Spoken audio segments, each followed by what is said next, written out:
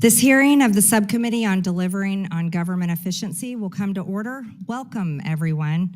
Without objection, the chair may declare a recess at any time. I recognize myself for the purpose of making an opening statement.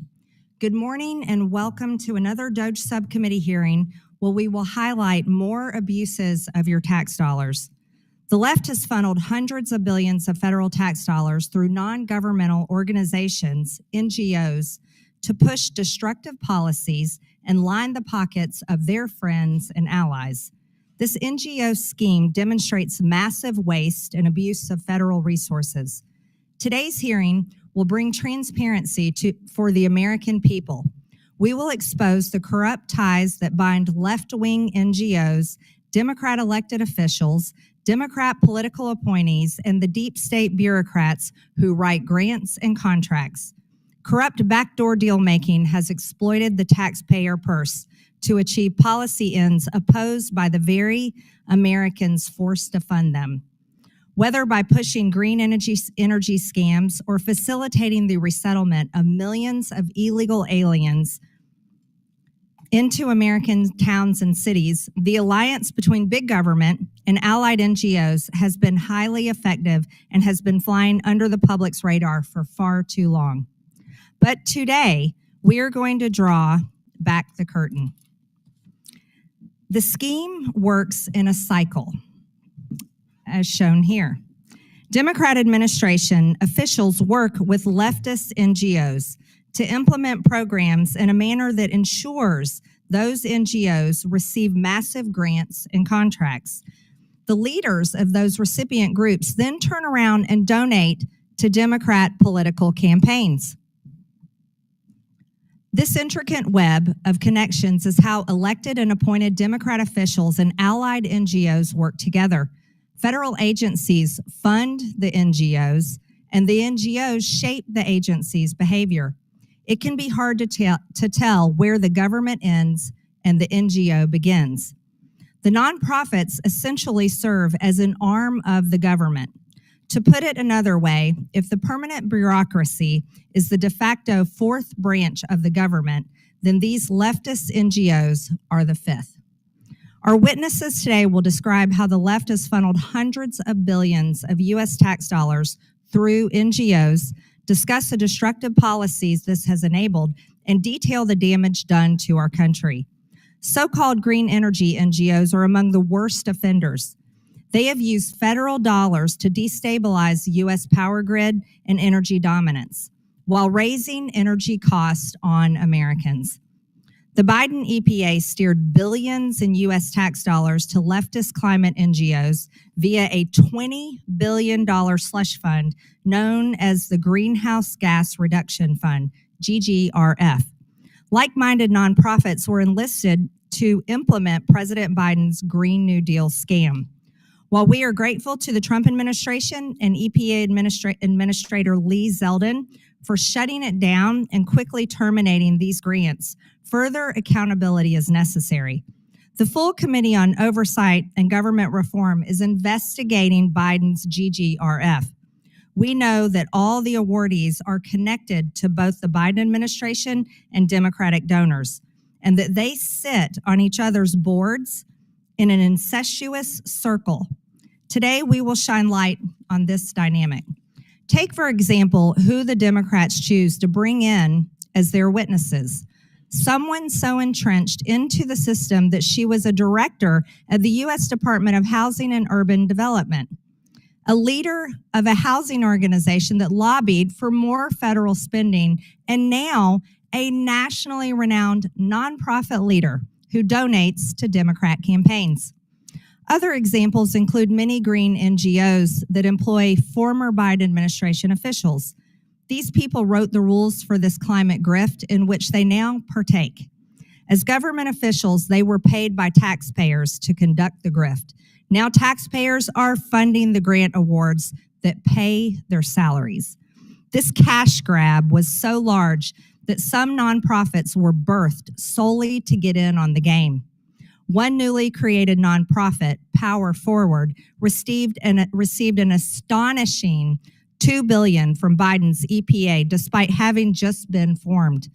Power Forward is now part of a network tied to Rewiring America, which employs Stacey Abrams, the twice-failed Democrat candidate for governor in Georgia, and voting rights activist. After all, however, she would have been a good hire given her history of running her own nonprofit, which spent $3.2 million on campaign resources instructing voters to support her campaign, all of which are prohibited actions for nonprofits. Consequently, her nonprofit was levied the largest penalty ever imposed in Georgia's history for violating state campaign finance laws.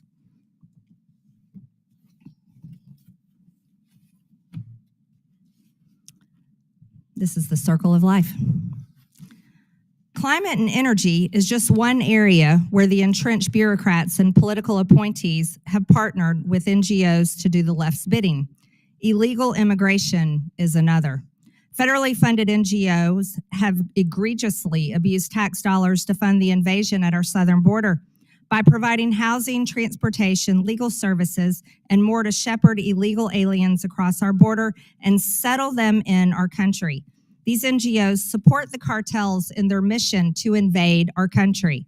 Under the guise of assisting migrants, these groups have placed criminal networks, dangerous gangs, and human traffickers into American towns and cities.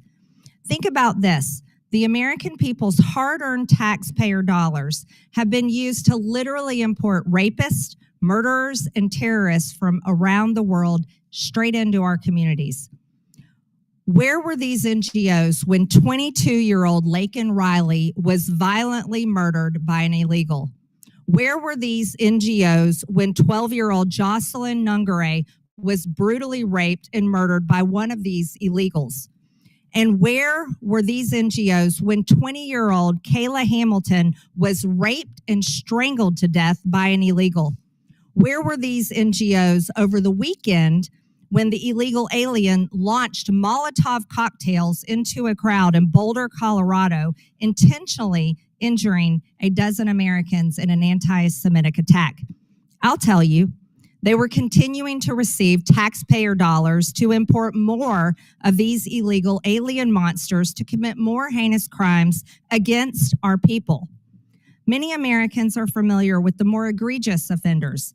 These include Catholic Charities, which raked in over $2 billion during Biden's 4 years, and the Lutheran Immigration and Refugee Service, which received over $221 million in government grants in fiscal year 2023 alone.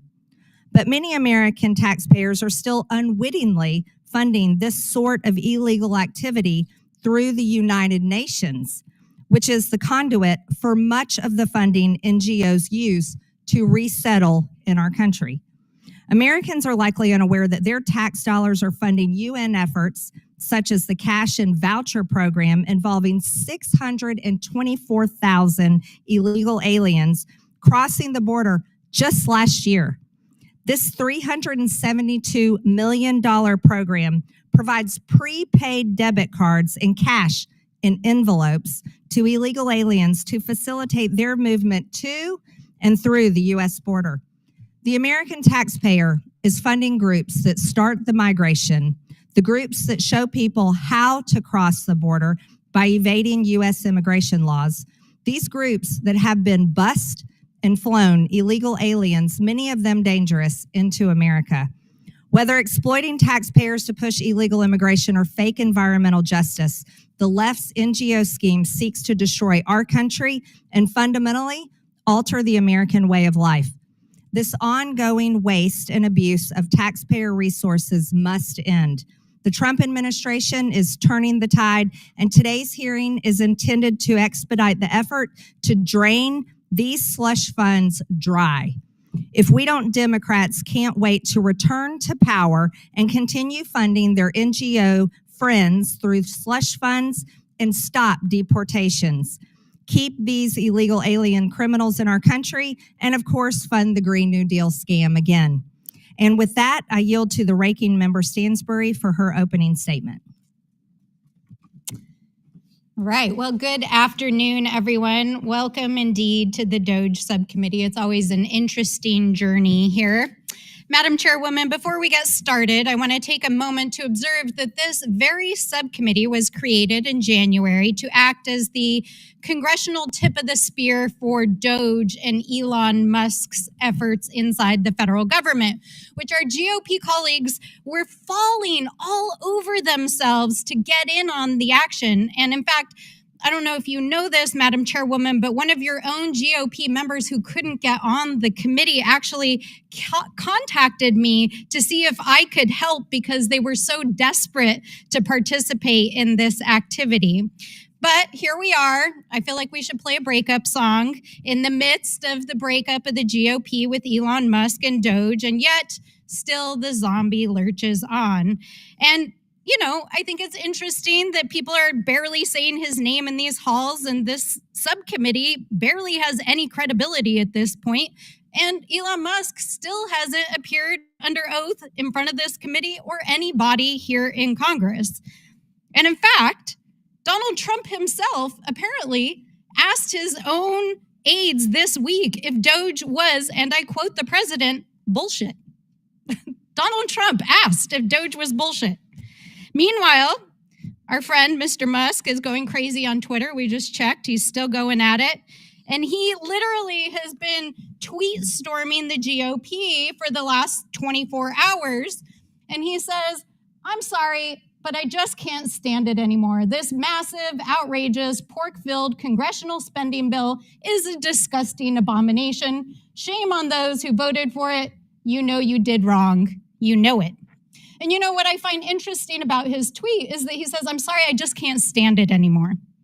And I think, you know, the American people have been there for the last 3.5 months as they've dismantled the federal government, as Musk and Trump and his friends here have helped lay wake to the federal government, dismantling federal agencies, firing thousands of federal workers, stealing your private data, costing the federal government millions of dollars. And in fact, it appears that they may have actually cost more money than they apparently saved. So it's hard to take any of this seriously or with any credibility. Musk lied about DOGE and its savings. The president and the speaker just this morning, once again, lied about the big abomination of the bill and the deficit spending in it. There was a misrepresentation of a witness in this hearing last time. There was lies about the budget, reconciliation, and yes, the DOGE package, which was transmitted to Congress yesterday. And I don't think I even need to comment on the wild journey of baseless conspiracy theories that we just heard. So it's very clear that DOGE has made America less safe, less secure, undermined our global and national security, compromised our data privacy, impacted our ability to serve our vulnerable communities, and left the government in total chaos. And yet, many of these DOGE brothers have implanted themselves inside of federal agencies and are now answering directly to the West Wing and to the Director of Office of Management and Budget, Mr. Russell Vought, who, by the way, is testifying just across this campus on his bill for the FY26 budget, which would eviscerate these programs. So I want to say, first, they came for our federal agencies. Then they came for our judges and law firms and the rule of law. Then they came for the free press and your freedom of speech. Then they came for higher education and our children. Then they came for congressional offices. And now, here they are, coming for civil society and nonprofit organizations. What are nonprofit organizations? Food banks, legal aid clinics, homeless shelters, organizations that are the glue of our communities. In fact, right now, they are withholding $500 billion illegally from nonprofit organizations that provide services for our communities, public safety, health services, housing, the big brothers and big sisters of America, Boys and Girls Club and Habitat for Humanity. Is this the dark money scare that we're hearing across the aisle? I think all of us understand what these organizations do in our communities. But let us be clear. The actions that are happening here in this committee and which the administration are trying to execute through executive actions, through letters, and yes, sending Doge employees baselessly and illegally into nonprofit organizations are illegal. They lack moral authority and they lack legal authority. The truth is simple.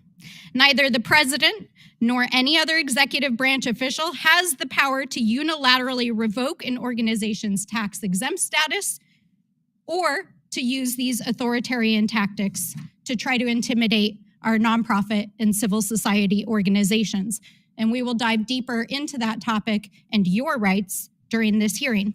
But if my colleagues across the aisle want to talk about dark money networks, we can look no further than this very hearing room, because if we actually want to understand the dark money funded networks that are making the government run right now, let's talk about Project 2025. The witnesses who are here today as part of the organizations that helped to craft it. Mr. Vogt, who was at the helm as the architect of that document, and the folks who are inside the federal government right now, dismantling our agencies and attacking every aspect of our democracy. We will not stand for it.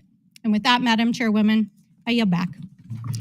Without objection, Representatives Gosar of Arizona, Moskowitz of Florida, and Presley of Massachusetts are waived on to the subcommittee for the purpose of questioning the witnesses at today's committee hearing. I'm pleased to introduce our witnesses today. Scott Walker is the president of Capital Research Center and an expert in investigating how nonprofits spend money and get involved in politics and advocacy.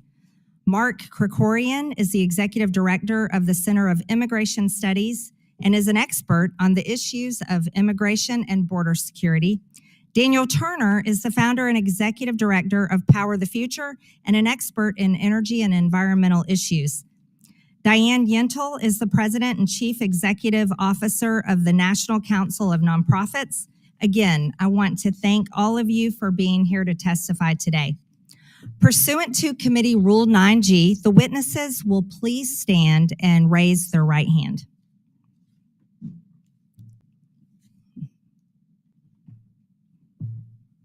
Do you solemnly swear or affirm that the testimony you are about to give is the truth, the whole truth, and nothing but the truth, so help you God? Let the record show that the witnesses answered in the affirmative. Thank you. You may take a seat. We appreciate you being here today and look forward to your testimony. Let me remind the witnesses that we have read your written statements and they will appear in full in the hearing record. Please limit your oral statement to 5 minutes. As a reminder, please press the button on the microphone in front of you so that it is on and the members can hear you. When you begin to speak, the light in front of you will turn green. After 4 minutes, the light will turn yellow. When the red light comes on, your 5 minutes has expired, and we would ask that you please wrap it up quickly. I now recognize Mr. Walter for his opening statement. Thank you. Chairwoman Green, Ranking Member Stansbury, distinguished members of the subcommittee, thank you for the honor of testifying. I'm president of the Capital Research Center, where we study nonprofits every day. Americans are proud of our nonprofit sector, which has long led the world because they love real charities that actually help people here and abroad. They don't think of the nonprofit sector as the plaything of billionaires and politicians. Yet, all too often, that is the reality of our non-governmental organizations, or NGOs. Far too many NGOs are really BGOs, basically government organizations, for 2 reasons. First, they get most of their money from government, not citizens. Second, they serve the big government political agenda that fights to centralize power in Washington for the benefit of the left's preferred political party. From countless egregious examples, consider the Solidarity Center. This nonprofit child of the country's largest union federation, the AFL-CIO, is chaired by the AFL-CIO's president. Solidarity Center doesn't just boost unions, it also champions DEI and climate justice. It's suing the current administration because DOGE recommended its federal gravy train end. It received over $86 million from the federal government since 2008. 61 of that 86 million was given under President Biden, doubtless encouraged by the 3 Solidarity employees who went into the Labor Department. Solidarity receives 99% of its revenue from American taxpayers. It serves the AFL-CIO, which gave 86% of its 2024 political donations to Democrats. Today's Democratic witness, Diane Yentel, is yet another powerful example of nonprofits serving big government. One of her typical tweets attacked Doge and defended the Vera Institute of Justice, which in 2023 received 79% of its revenues from government. It's a hard-left, Soros-backed group whose priorities oppose the views of Americans' Democratic majority by advocating soft-on-crime policies and defending illegal aliens. Its biggest vendor in its last IRS filing was Blue State Digital, which began life as Barack Obama's digital campaign team and now serves the entire left. Ms. Yentel was hired by Obama at HUD, and President Biden considered her for a cabinet post. Her previous job was leading the National Low-Income Housing Coalition, an NGO that advocates for ever more federal spending by HUD and uses identity politics to justify its agenda. In her current job, leading the National Council of Nonprofits, Ms. Yentel quickly sued the Trump administration over budget cuts. What lawyers did she turn to? The Democracy Forward Foundation, whose board includes President Biden's notorious chief of staff, Ron Klain, and is chaired by Mark Elias, the Democratic super lawyer. Ms. Yentel claims the Republican tax bill would have handed, quote, unchecked power to the Trump administration to punish nonprofit orgs that don't fall in line with its ideology by labeling them as terrorist-supporting groups. Nonsense. As an honest left-leaning law professor explained in the Chronicle of Philanthropy, quote, a despot seeking to silence nonprofits would be weakened, not empowered by the legislation. No wonder nonprofit expert Bill Shambra warned that Yentel's partisanship at a major nonprofit membership group may erode public support for nonprofits by suggesting, quote, nonprofits are just like any other major institution of American society, fighting fiercely to maintain the status quo against necessary reforms. It's understandable, though not admirable, that status quo nonprofit leaders are scared by Doge examining their government funding. They'll use an Urban Institute study designed to scare you members of Congress with statistics like government grants support nonprofits in every congressional district. No one explains why it's wonderful that so many nonprofits are as dependent on government cash as a meth addict is on methamphetamine. The same study stresses how larger nonprofits especially hoover up tax dollars. But while big nonprofits are often less effective at helping people compared to smaller neighborhood groups, they certainly are more powerful at lobbying government in the service of bigger government and the left. They're also great at suing government. This politicized pseudo-charity aimed at bloating government and seizing political power goes back decades, as when the Obama administration took money from Catholic charities and gave it to Planned Parenthood. This is a simple, ugly story of tax dollars, cronyism, and political scheming camouflaged by invoking the moving stories of the real heroes of America's charitable sector. Please don't fall for the sob stories. Thank you, Mr. Walter. I now recognize Mr. Krikorian for his opening statement. Thank you. During the 4 years of the Biden administration, the United States devoted significant taxpayer funds to facilitating illegal immigration. There's been much reporting about the role of NGOs in this process after the illegal immigrants crossed into the United States. But what the center has examined is what happened before the migrants got to the Rio Grande. In other words, how NGOs and UN agencies were paid by U.S. taxpayers to facilitate the illegal movement of migrants through South and Central America and Mexico. We've documented a large UN NGO support network from field reporting and annual reports from this group called the Regional Refugee and Migrant Response Plan. This network consisted of way stations all along Latin American illegal migration routes that made it possible for millions of foreign nationals from as many as 180 countries to illegally get to the U.S. border, in part funded by U.S. taxpayers.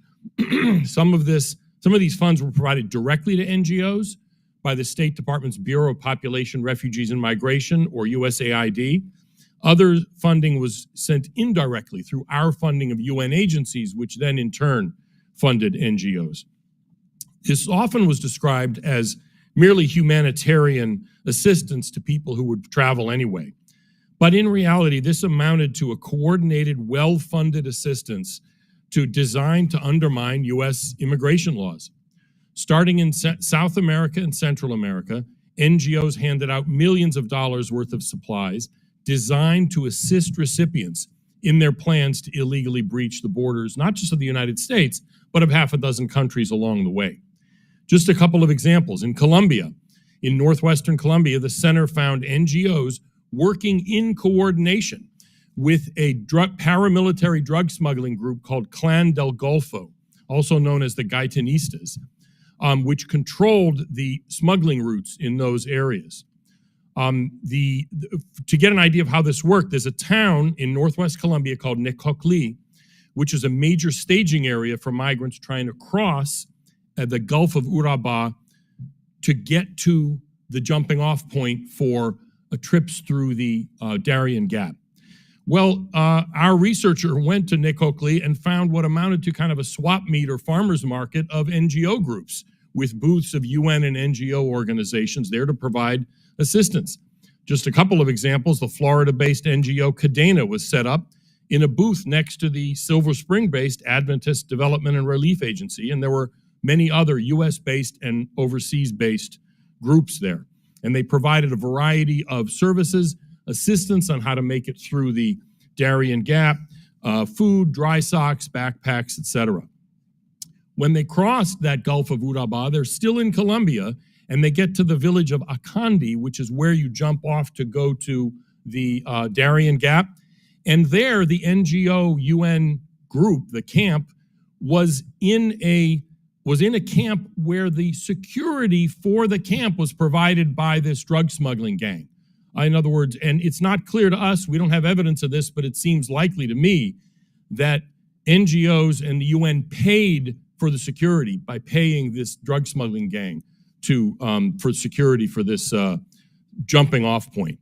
After they pass through Central America, they get to southern Mexico, cross from Guatemala into southern Mexico, and there, Tapachula is the town that is the first place you get to. And what we found there was a large, kind of a one-stop shop illegal immigration mall where the UN agencies and the NGOs were supposed to be housing them. This was under construction when we went last fall. And it was only one of many similar camps. There's several in northern Mexico as well.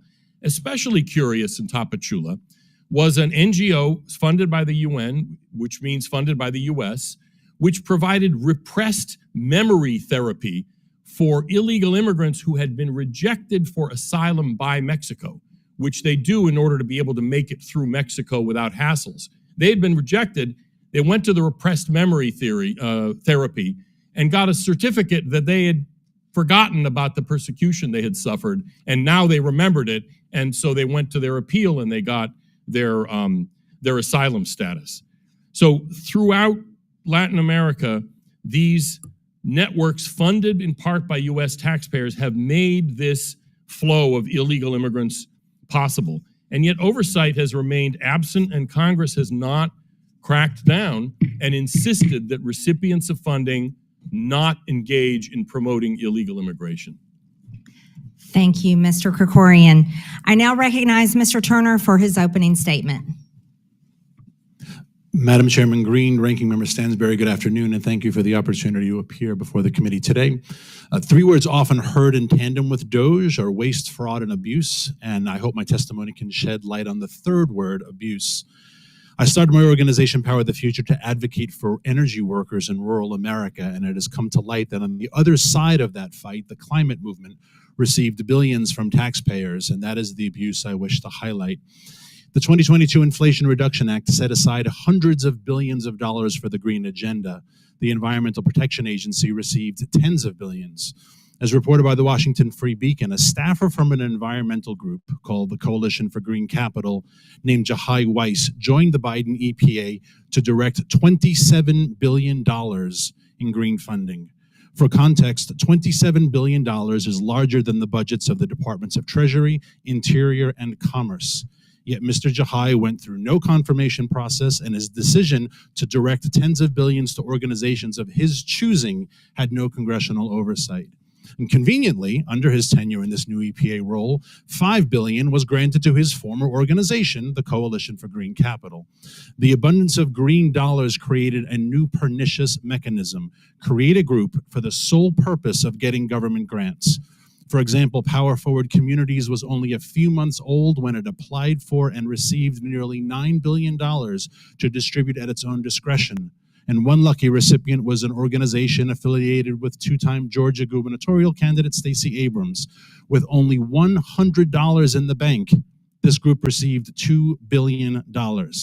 Yes, it is legal to create a nonprofit, to get IRS accreditation, apply for and receive government grants, but it is fair to question the process and demand transparency. What does the application for a $9 billion grant look like? Particularly when an organization has no staff, no history in the space, no office, and is only a few months old. A Department of Defense grant of this size would have layers of transparency. A Department of Transportation grant that size would require a bond to guarantee deliverables. Yet it seems that in the name of climate change, unvetted, unelected, unconfirmed bureaucrats require no safeguards. And this is the precedent of pernicious funding. Any future president can announce a slush fund, appoint loyalists to dole it out, and anyone can create a group to get government billions if they know the right people, bypassing that pesky thing called Congress. In his recent Senate hearing, Secretary of State Rubio said, DOGE uncovered, for every dollar spent at USAID, only 12 cents was actually received in aid. The rest was spent on overhead, high salaries, dinners, events, travel, raising awareness. You can call it overhead, a better term is grift. But this funding scandal is far worse in context. For at the same time the Biden administration was generously rewarding climate groups with billions, they enacted the most radical energy agenda in history, which punished the American people. Making energy expensive made life expensive. And we saw under the Biden administration record high inflation, skyrocketing price of energy, gas, utilities, food, and consumer goods. It was bad enough to dole out billions, but to do it to the very groups making America unaffordable was a new low, even for Washington, D.C. And unless this Congress changes the laws, the mechanisms are still in place to appropriate new funds using a new crisis, forming new groups, skirting Congress, and ripping off the taxpayers. Last week, my organization sent letters to this committee and Attorney General Bondi calling for an investigation into the Biden administration use of AutoPen on green executive orders, asking if Biden himself directed them or if the staff took leniencies. A very severe accusation, but made even more plausible in the light of this hearing: abuse. Abuse of the purse, abuse of the pen, also that climate groups and their political allies could benefit. This is the very worst of Washington and why the American people have such little trust in government. For our nation to survive, Congress must restore trust in government, end the slush fund abuse, stop the grift, and it is my sincere hope that my appearance here today can help begin the process. Thank you, and I look forward to your questions. Thank you, Mr. Turner. I now recognize Ms. Yentel for her opening statement. Chairwoman Green, Ranking Member Stansberry, and members of the subcommittee, thank you for the opportunity to share how America's charitable nonprofits serve communities across the country. From small towns to big cities, in every congressional district and state, nonprofits feed, heal, shelter, and nurture people of all walks of life and every political persuasion. From hospitals to libraries, churches to food banks, from veterans to school children, artists to researchers, charitable nonprofits touch and benefit all Americans all our lives. Nonprofits are local, accountable, transparent, and are nonpartisan by law and in practice. The vast majority of nonprofits are small to mid-sized. 92% have budgets of less than $1 million. Nonprofits step in to fill gaps not met by government or other entities alone. They show up in times of crisis, providing disaster relief, hotlines, and safety from danger, and they meet everyday needs in local communities, from providing childcare and elder care, job training, or essential food and shelter. Simply put, the work of charitable nonprofits improves lives and strengthens communities and the country. Nonprofits represent the best of America, neighbors helping neighbors. Despite this essential work, nonprofits are at risk and under attack by this administration and by some in Congress. Across the country, nonprofits are having federal funding slashed or eliminated due to arbitrary cuts of congressionally approved spending and through reckless and unlawful federal funding freezes by the Trump administration. These actions are causing real harm. Food banks across the country, already struggling with high levels of need, are serving fewer meals due to spending cuts. Nonprofit health clinics have closed, leaving neighbors without access to potentially life-saving care. Nonprofits focused on preventing violence and crime have seen their budgets disappear, putting a stop to critical work. After-school programs have been canceled and school lunch programs are squeezed. Nonprofits that serve young mothers, respond to disasters, help address mental health or substance use, or operate child enrichment programs face funding shortfalls. And the threats to nonprofits are broader than federal funding. Senior members of this administration and some witnesses here today give egregious mischaracterizations of the work of nonprofits, even using dangerous rhetoric to vilify nonprofits. There are repeated threats against nonprofits that hold views that don't align with this administration, from statements calling for the illegal, unilateral revoking of their tax-exempt status, to attempted takeovers, audits, and even threats of civil or criminal investigations by the federal government, not for any wrongdoing, but for doing work at odds with the administration's ideology. The administration's targeting of organizations and institutions with which it disagrees is a fundamentally un-American action and something that should concern us all. These actions aren't about government efficiency or about reform. They are attempted censorship disguised as accountability. This is weaponization of the federal government to chill dissent, and it is wrong, whatever party is in control. In a functioning and healthy democracy, nonprofits must be free to identify and meet local needs without political interference, fear of retribution, or facing punishment for holding a different point of view from those in political power. Nonprofits are the backbone of our country, providing critical support to communities and saving lives. Defending and supporting their essential work shouldn't divide us along political lines. It should unite us as Americans. Thank you for the opportunity, and I look forward to your questions. I now recognize myself for 5 minutes of questioning. The American people definitely support nonprofits, but what they don't support is corruption, waste, fraud, and abuse. In 2024, right as the Biden administration was leaving office, the Democrats finalized the awards that amounted to $20 billion under its greenhouse gas reduction slush fund to launder government funding to 8 politically aligned nonprofits, several of which were newly created solely to join in on the massive grift.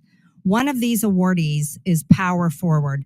Mr. Turner, you've spent a lot of time diving into leftist green NGOs. Was the NGO Power Forward just created a couple of years ago, yes or no? Yes. In fiscal year 2023, did Power Forward report only $100 in revenue on their 990 financial disclosure form? Yes. Was Power Forward slated to receive $2 billion in federal funding? Yes, that's 20 million times revenue. Is it commonplace for completely new nonprofits with zero track record to receive a multi-billion-dollar grant from the federal government? There is no private entity that would give an organization 20 million times revenue after a few months of creation. Only government is stupid enough to do that. That's right. There's no business in America could get that loan from a bank. Is Rewiring America part of the same NGO coalition as Power Forward? Part of the same coalition, yes. Did Rewiring America hire Stacey Abrams? She's affiliated with the organization. It's unclear in what capacity, but yes. Is she an energy expert? No. So it's pretty eye-opening that a brand new politically connected group got such a massive federal grant. Rewiring America hired Stacey Abrams, as far as we know, a twice failed candidate for Georgia governor and well-known Democrat activist, even though she has little to no knowledge of energy policy. But the leader of Power Forward praised Abrams for playing a pivotal role in securing these billions. Notably, Abrams' PAC spent over $126 million on Democrat campaigns over the last 5 years. This recirculation of taxpayer funds literally is the Democrats' circle of life. Mr. Krikorian, we witnessed the worst border immigration catastrophe under the Biden administration. It seems to me that many immigration-oriented NGOs have double-dipped their hands in taxpayer money. My first question is, how influential were the American taxpayer-funded NGOs at facilitating the movement of illegal aliens to and through our country's borders? Extremely influential. Now, some of this would have happened anyway because of the Biden administration's invitation to mass illegal immigration. But the invitation required some means of this happening, some means of doing it. And so what it did is the taxpayer money essentially turned the illegal immigration crisis up to 11. It would have existed otherwise, but it was significantly magnified by this government funding. By the Biden's administration policies. Right. You've mentioned that the United Nations pay psychologists to help illegal aliens reverse asylum denials on appeal. Specifically, tax dollars go to the UN, which directs and pays psychologists to help illegal aliens unearth repressed memories of torture, persecution, and human rights violation so that they can legally claim asylum. Is this an intentional effort to subvert our immigration laws by creating fake narratives for asylum seekers? I can't put myself into someone else's head, but I can't imagine any other plausible way to describe it. And initially, just to be clear, they use this to get Mexican asylum, which they use as a kind of trampoline to get to the United States, and then present those repressed memory documents as part of their evidence when they are in removal proceedings as part of their asylum claims. And do they provide legal help to apply for asylum claims? That's inside the United States, so that's beyond the scope of my testimony here. Thank you. Mr. Walter, you've been investigating NGO funding sources for a long time. Do you know of other examples of former elected or appointed officials in the NGO sector securing significant federal tax dollars through grants or contracts? We've had mentioned here the $2 billion slush fund. And of course, the OMB and HUD director, Sean Donovan, has been mixed up in that. And then, of course, there have been public reports as well about the millions of dollars that the wife of Senator Sheldon Whitehouse has received from NGOs whose legislation he's helped push. Yeah, thank you. My time has expired, and thank you all for being here. I now recognize Ranking Member Stansbury for 5 minutes of questions. Thank you so much, Madam Chairwoman. And I want to welcome back some of our guests here today. Mr. Krikorian, I recognize you from last summer when you came to testify. Welcome back. Just want to clarify, you served on the board for Project 2025, is that correct? I don't think I was on a board. We were one of the advisors for it, but yes. So yes, you served in an advisory role on Project 2025. I appreciate that. And Mr. Walter, I just want to clarify a few things about Capital Research Center. This is the organization that acted as a fiscal sponsor for Ginny Thomas's nonprofit, correct? For a project that she was one of many people involved with, yes. Yes, and this is Ginny Thomas, Justice Clarence Thomas's wife. And my understanding is that there was a donor-advised fund that was the primary donor to that funding under fiscal sponsorship. In fact, it looks like about $400,000 was channeled through your organization. And if I'm correct, based on what I see here, the primary donors are the Koch brothers, the Searles, the Mercers, and Leonard Leo. And some of you may recall Leonard Leo because, of course, he's at the center of many of the big issues around Supreme Court ethics. But also, you all may recognize him because last week, Donald Trump called him a sleazebag who probably hates America for his interference in the judiciary and his efforts to try to undermine what Donald Trump is trying to do. So a very interesting cast of characters indeed. And Mr. Turner, as I understand it, you're a former employee of the Koch Institute, correctly? Yes. All right. So I think, these are always very interesting hearings we have in the Oversight Committee. We have some retreads of some witnesses who've been here before, all of which are participants in organizations that were involved in Project 2025 that are funded through the same dark money networks and organizations of the Koch brothers and Leonard Leo and the Searles and the Mercers who fund all this stuff, Project 2025, the stuff that's happening in front of the Supreme Court, rolling back our rights, that helped to get over 70 Project 2025 authors placed in the administration acting in high-level roles right now that are bringing cases in front of the Supreme Court, undermining our democracy, and which are attacking organizations who are working on civil society programs. So I think I already said this, but I think it's very clear what is going on here. And I want to point out that the project that Ms. Jenny Thomas was fundraising for through Capital Research Center, let's see, what was the direct quote? Literally was formed with the mission to attack the left, a culture war, to wage a culture war against the left. So I think we can see what's going on here.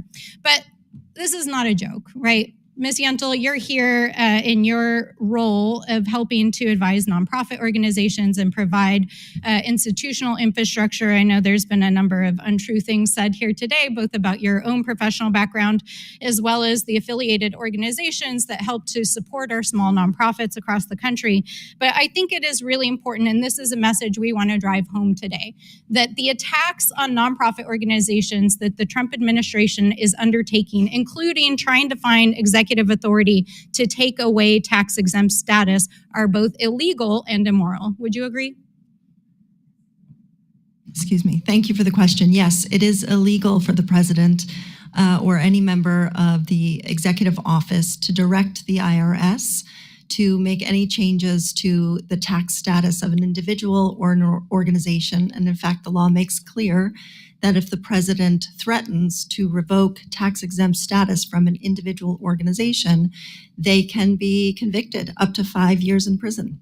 And so could you please tell us, we want to make sure that for any nonprofit watching, because I know there are probably hundreds, if not thousands across the country, because they're deeply concerned of what might be coming, what should nonprofits be doing to prepare if DOJ or the administration tries to either infiltrate or take away their status? Well, nonprofits should know that that's illegal, and they do. That's part of what we've been working to educate nonprofits. But mostly what nonprofits should continue to do is the incredibly important, vital work that they do in communities, and to try not to be distracted by threats and unlawful actions by the president. Nonprofit organizations are local, they are transparent, accountable, they are nonpartisan, and they do vital work in communities with communities, identifying and prioritizing local needs, and then working with the communities to meet those needs in ways that the government and other private entities don't. The gentlelady's time has expired. I now recognize the chairman of Oversight, Mr. Comer from Kentucky. Thank you, Madam Chair. Mr. Turner, I've launched an investigation, or the committee has, we all have, into the role of former senior White House officials in possibly abusing the authority of former President Joe Biden while the former president was rapidly deteriorating mentally and physically. We will be conducting transcribed interviews of a number of former White House officials to understand who was really making the decisions for President Biden. Your group, Power the Future, has expressed concerns that over half a dozen of the Biden administration executive actions, which were signed by the auto pen, related to climate policy, should be deemed null and void, again, due to the fact that they were signed by the auto pen without any public comment from President Biden confirming his knowledge of them. Now, why is it important that the American people know the truth about whether President Biden knowingly signed these orders, making significant and drastic shifts in our energy policy? Thank you for the question, sir. We're looking at this from the sense of deceit of the American people. This is impersonation of the president.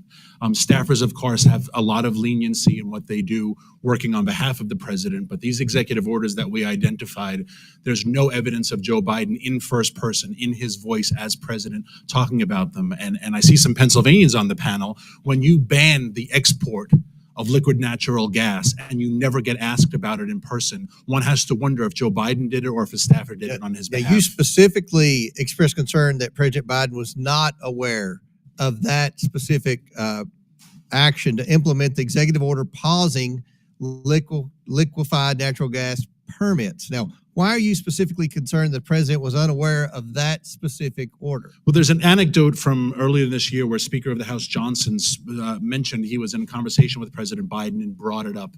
And the president said, I don't know what you're talking about. At the time, that was understood as, wow, maybe the president's a little worse off than we realized. But maybe two things can be true. Maybe he really didn't know what Speaker Johnson was talking about. Mm-hmm. Maybe he had no idea he passed this executive order.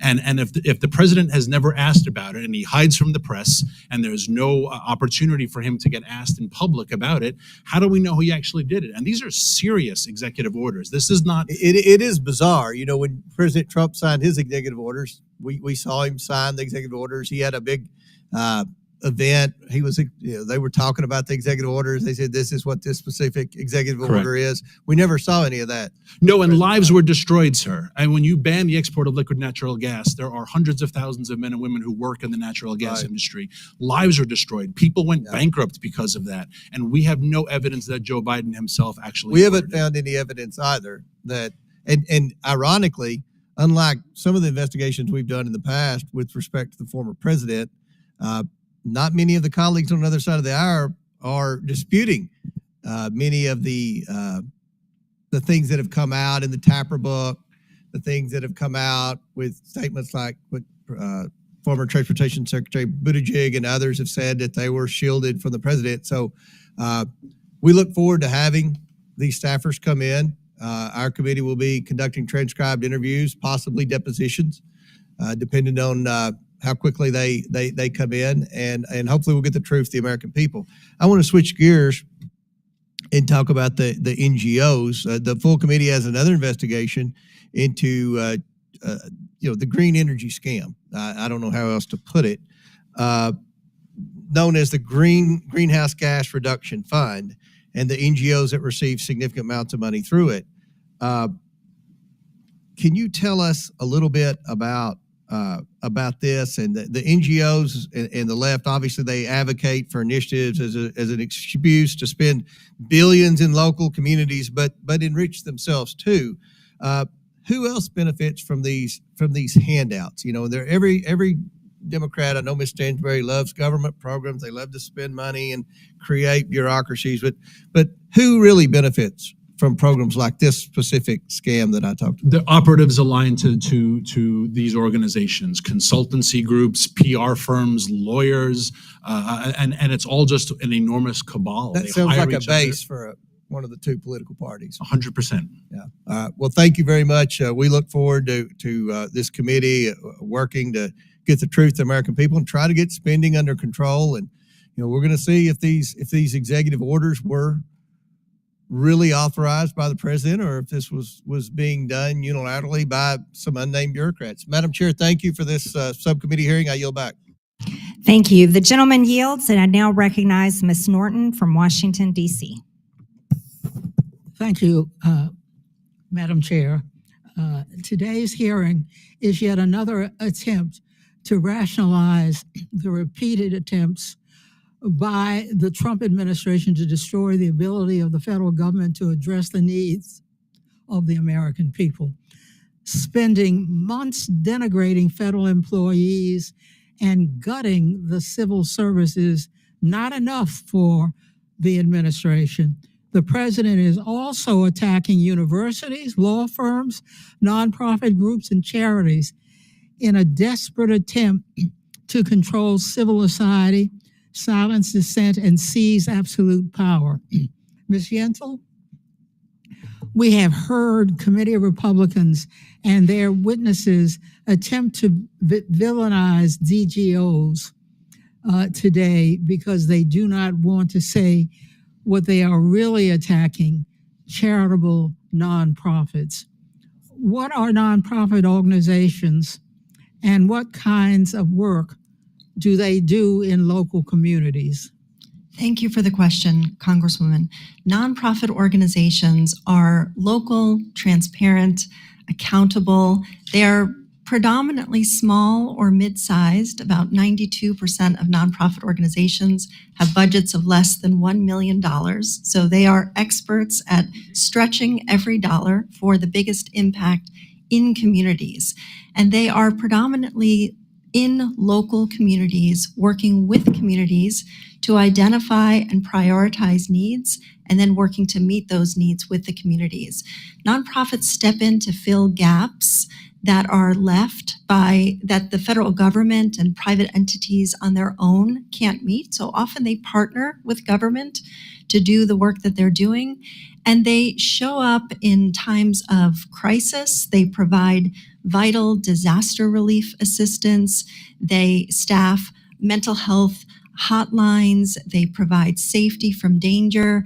They also show up in communities to meet our everyday needs, from childcare to elder care, from libraries to food banks to providing essential shelter. So nonprofits really meet the needs of all Americans throughout our lives, and virtually all of us are touched by and benefit from a nonprofit in our local community. Ms. Yentel, are nonprofits partisan organizations, as the majority has tried to claim today? No, nonprofit organizations are nonpartisan, both by law and in practice. These attempts by the administration to make it clear that they do not want nonprofits to provide expert services that protect the local needs and goals of our communities, just as they do not want a government with a qualified, nonpartisan, merit-based federal workforce. Instead, the administration wants a patronage system with services provided only by and for those who share their political views. Trump's attacks on nonprofits come while his allies in Congress cut government services that support the most vulnerable in our society.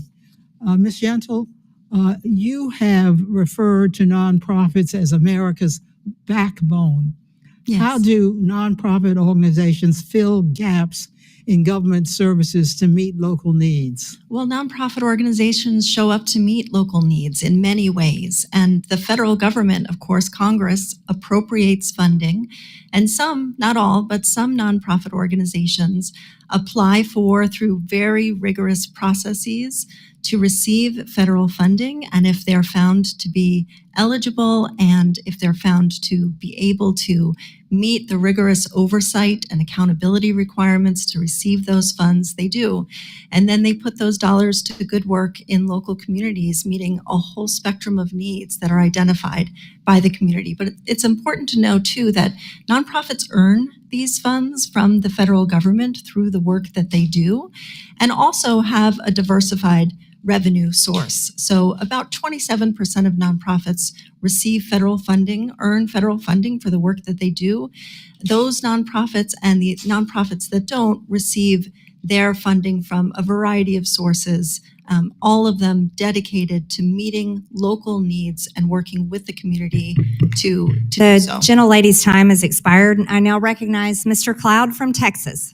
Thank you, Chairwoman. And I think it's important at the outset to kind of level set on the language being used, because there seems to be an intentional attempt at creating a smoke screen about what we're talking about today in order to confuse people. Indeed, the ranking member tried to equate private donations going to conservative organizations with taxpayer dollars going to leftist organizations, as if that was the same thing. And even as you talk about charitable NGOs, we're all for charitable NGOs. And a lot of what you're saying is true about the vast majority of NGOs, but there's 120,000 of them, as you mentioned, and not all of them are that wonderful. And to the point, Republicans historically, decades over decades, have far outpaced Democrats in their charitable giving. As a matter of fact, Scripture gives a definition of what charity is. Each of you should give exactly what you've decided in your heart to give, not reluctantly or under compulsion. God loves a cheerful giver. We're all about charity, but charity isn't given at the strong arm mandate of the federal government requiring taxpayers. That's not charity. That is taxes. That's a completely different thing. And so what we're going after today is taxpayer dollars going to NGOs that are doing bad work. Indeed, so many of these organizations do have a high percentage. I appreciate what you said, Mr. Walter. You called them basically government organizations. I've thought of them in a sense as quasi-government organizations. Many of these have been stood up in a sense because it adds one more layer away from accountability on the taxpayer dollars. For example, we had Secretary Mayorkas coming here claiming plausible deniability on much of the stuff that was happening at our border. Why? Because the dollars go to an NGO who's doing the work. And so if they're giving out Sodexo cards to illegal immigrants to incentivize them coming into the United States, I don't know anything about that. It's an NGO doing that. And then when we send that through the UN as another kind of filter away from accountability, it muddies the waters even more. And so as the Department of Government Efficiency and the DOGE subcommittee here, we're working to bring transparency to this process.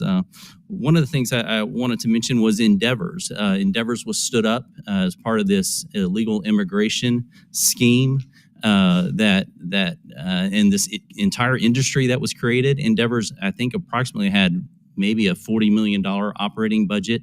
And you had a gentleman by the name of Lorenzen Strait, who was on the Biden transition committee, who suddenly found himself on the Endeavors board. And normally when a government puts out, so they put out a request for proposal, and then you're supposed to get multiple sources. Here, the government didn't even put out a request for proposal. He came and presented a proposal and got a $530 million contract from the federal government, followed by an $87 million contract. So far more, 90% or more of the income was coming from the federal government. To me, this ceases to be an NGO. Mr. Walter, you spoke to that. Could you narrow down what we're talking about here when we talk about these NGOs that are, how many are there that are like this? Where much of their income is from taxpayer dollars? Shockingly, there are at least 35,000 NGOs that receive most of their money from government. And thank you, by the way, for mentioning that, yes, the ranking member attacked a charity that supports my organization. So I don't understand why Ms. Yentel didn't upbraid her for that. Well, one of the things that DOGE is uncovering, it's shocking that this is, you would think that this would be an issue across the lines, that you have a lack of transparency on taxpayer dollars. But it would seem that many on the left are content with the fact that this is a feature of the system, not a bug of the system. We're working to get that out. Mr. Krikorian, I wanted to see if you could bring light as to how this NGO apparatus helped enable cartels to profit and also helped to incentivize illegal immigration into our country. What the nonprofits did and the UN, again, funded in part by the US government, was make it possible for people to move through, because these are people don't have a lot of money anyway. And so by providing them cash, literally envelopes of cash sometimes, as well as cash cards, food, supplies, etc., they made it possible for people to move. And who were the smugglers making money off of this? Many of them were actually drug smuggling organizations who either just collected a toll, or in some cases, as we saw in Colombia, were integrally part of the smuggling operation. So they were clearly working with these cartel and smuggling organizations, which were enriched by this flow of illegal immigration. The gentleman's time has expired. I now recognize Mr. Lynch from Massachusetts for 5 minutes. Thank you, Madam Chair and the ranking member. Also like to thank the witnesses for their willingness to come before the committee and help us with our work.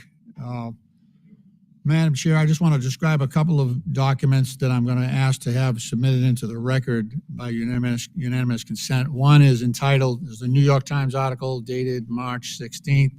The title is Investigators See No Criminality by EPA Officials in the Case of Biden-Era Grants. Without objection, so ordered. I'm still going to describe it, thank you.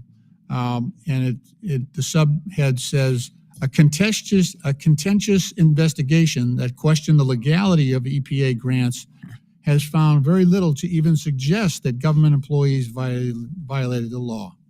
The second is a Washington Post article entitled Trump's False Claims that Stacey Abrams headed a group that got $1.9 billion. Without objection, so ordered. Thank you so much, Madam Chair. And I'll sum up by saying that allegation got 4 Pinocchios. All right. So,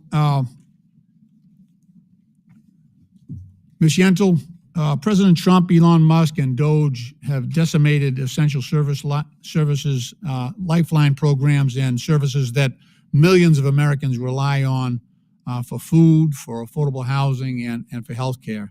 Just yesterday, Ranking Member Rosa DeLauro of Connecticut of the House Appropriations Committee reported detailed information indicating that Trump administration is freezing at least $425 billion in federal funding that Congress had already approved for communities in Democratic and Republican districts nationwide for critical services and programs that serve all Americans. Some of the funding that has been frozen or terminated by the Trump administration includes $3.8 billion frozen for justice programs, including grants that support community policing, COPS programs, victim services, including the Violence Against Women programs that operate nationally. Also, $770 million terminated for NIH grants that support Alzheimer's, cancer, diabetes, and women's health research. He also terminated $1 billion for states to support substance abuse treatment and mental health services. And lastly, this is not lastly, but this is last on my list, $6.1 billion frozen or terminated to support cutting-edge scientific and biomedical research at higher education institutions. One of those programs is run by Professor Joan Bruger. She has a research team at Harvard University. She's working on early detection protocols for ovarian cancer. One of the tough things about ovarian cancer and why it's so deadly is that there are no early detection methods. So Joan Bruger actually is working on identifying precursors that allow early detection of ovarian cancer, which affects about 20,000 women every single year. So when we think about this reconciliation bill and the rescissions that are going on here for funding for a lot of these not-for-profits and charitable institutions, what's the impact of that on those individual organizations and the work that they do? Thank you, Congressman. All of these cuts, these arbitrary and often unlawful, illegal cuts to congressionally appropriated funding are doing real harm to your constituents, to the constituents of everybody on this committee and throughout Congress. And if I could just for a moment to say, in response to what the previous congressman raised, he's absolutely right that nonprofit organizations enjoy strong bipartisan support. And there are many Republican champions for nonprofits. I know there are Republicans on this committee and throughout Congress that serve on boards of nonprofits, that volunteer their hours for nonprofits. That's exactly right. And this isn't a smokescreen. This is who nonprofits are. And the work that they do is essential. And when this federal funding is cut that nonprofits use to meet local community needs, it harms Americans. You mentioned the cuts to justice spending. That means organizations that are working to prevent crime are having their budgets slashed. We're seeing nonprofit health clinics have to shut their doors. We're seeing food banks who are already— The gentleman's time's having to expired. close. I now recognize Mr. Fallon from Texas for 5 minutes. Thank you, Madam Chair. I also want to recognize that we have the chairman of DOGE Texas, Giovanni Capriglione, is with us today. Ms. Yentel, you're currently I want to get this right, the CEO of the National Council of Nonprofits. Am I right? Yes, that's right. And you were former president of the National Low Income Housing Coalition? Correct. Okay. In your current job as the CEO of the National Council of Nonprofits, are you familiar with the nonprofit that has been mentioned here up on the dais, the Power Forward Communities? I am. You have, okay. Yeah. And that 5 organizations led the Power Forward. And one of them was were you familiar with Rewiring America? Yes. And do you know that Stacey Abrams was their lead counsel? I believe she was an advisor. She was. Yes. Well, I have it right here. It says that she was, this is from their press release, she was their senior counsel. Okay. Okay. Stacey Abrams ran for governor of Georgia. What party? Do you know? Are you aware? Yes, she's a Democrat. Democrat, okay. And in 2022, she was also the Democratic candidate for governor of Georgia? I think that's, Okay. I'm sure it's true if you're saying. And she worked with, as we just mentioned, Rewiring America in 2023.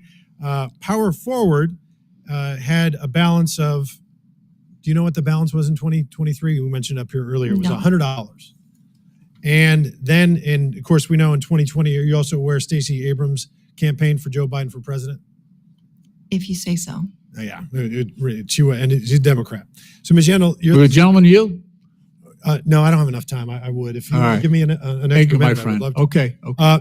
Ms. Yentel, CEO of the National Council of Nonprofits. Yes. How much did Joe Biden, his administration, give, who's Stacey Abrams campaigned for Joe Biden, how much did they give to Power Forward? So I'm so glad to have a chance to address the Do you know how much it was? egregious mischaracterization. Okay, was it $2 billion? I don't know the number. Okay, it was $2 offhand. billion. Okay, that's quite a bump from a C note to $2 billion. How did the Biden administration justify this gift? Do you know? So what Why did they give them happened? the money?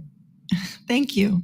So many of these organizations. Well, ma'am, do you know that how? I don't have the received time. Funding. Okay, you don't know? Oh, no, I would love to answer Okay, the question. Was it May for I? green? No, was it? Well, I'm trying to help you because I don't have enough time. Green energy grants. May I answer the question, sir? You got 10 seconds. Could you answer the question? Do you know what it was for? These were coalitions of long-standing organizations. Okay, so you're not going to answer the question. It was for green energy grants. Once Stacey Abrams got that money, just so happens that 2 other nonprofits that she founded, Fair Count. Have you ever heard of that one? So I'm here Yeah, to yes, yes, yes. Do you support know what the Fair work of Count is or nonprofit not? organizations. Okay, and you to don't know. oppose No, efforts Madam to Chair, target organizations Madam Chair, I reclaim my time. with views separate Madam from Chair, the administration. Please freeze the time. You're here to testify and answer questions, and you will not answer the questions. You don't know what Fair Count is. I asked the question. Do you know or not? No. Have you ever heard of it? You've never heard of it. Okay. It's a voter mobilization group for Black voters. That does nothing whatsoever to do with green energy. And do you know, just so happens, as a mystery of the universe, it's a coincidence that the president of that organization is a gal named, let's see where her name is. Her name is Janine McClain. Her middle name is Abrams because that's her maiden name. She's Stacey Abrams' sister. It's a miracle. You want to talk about incestuous. I mean, the Tide Center also was running an organization called Southern Economic Advancement Project. They got money as well, and they fund a lot of Hamas protest groups across the country.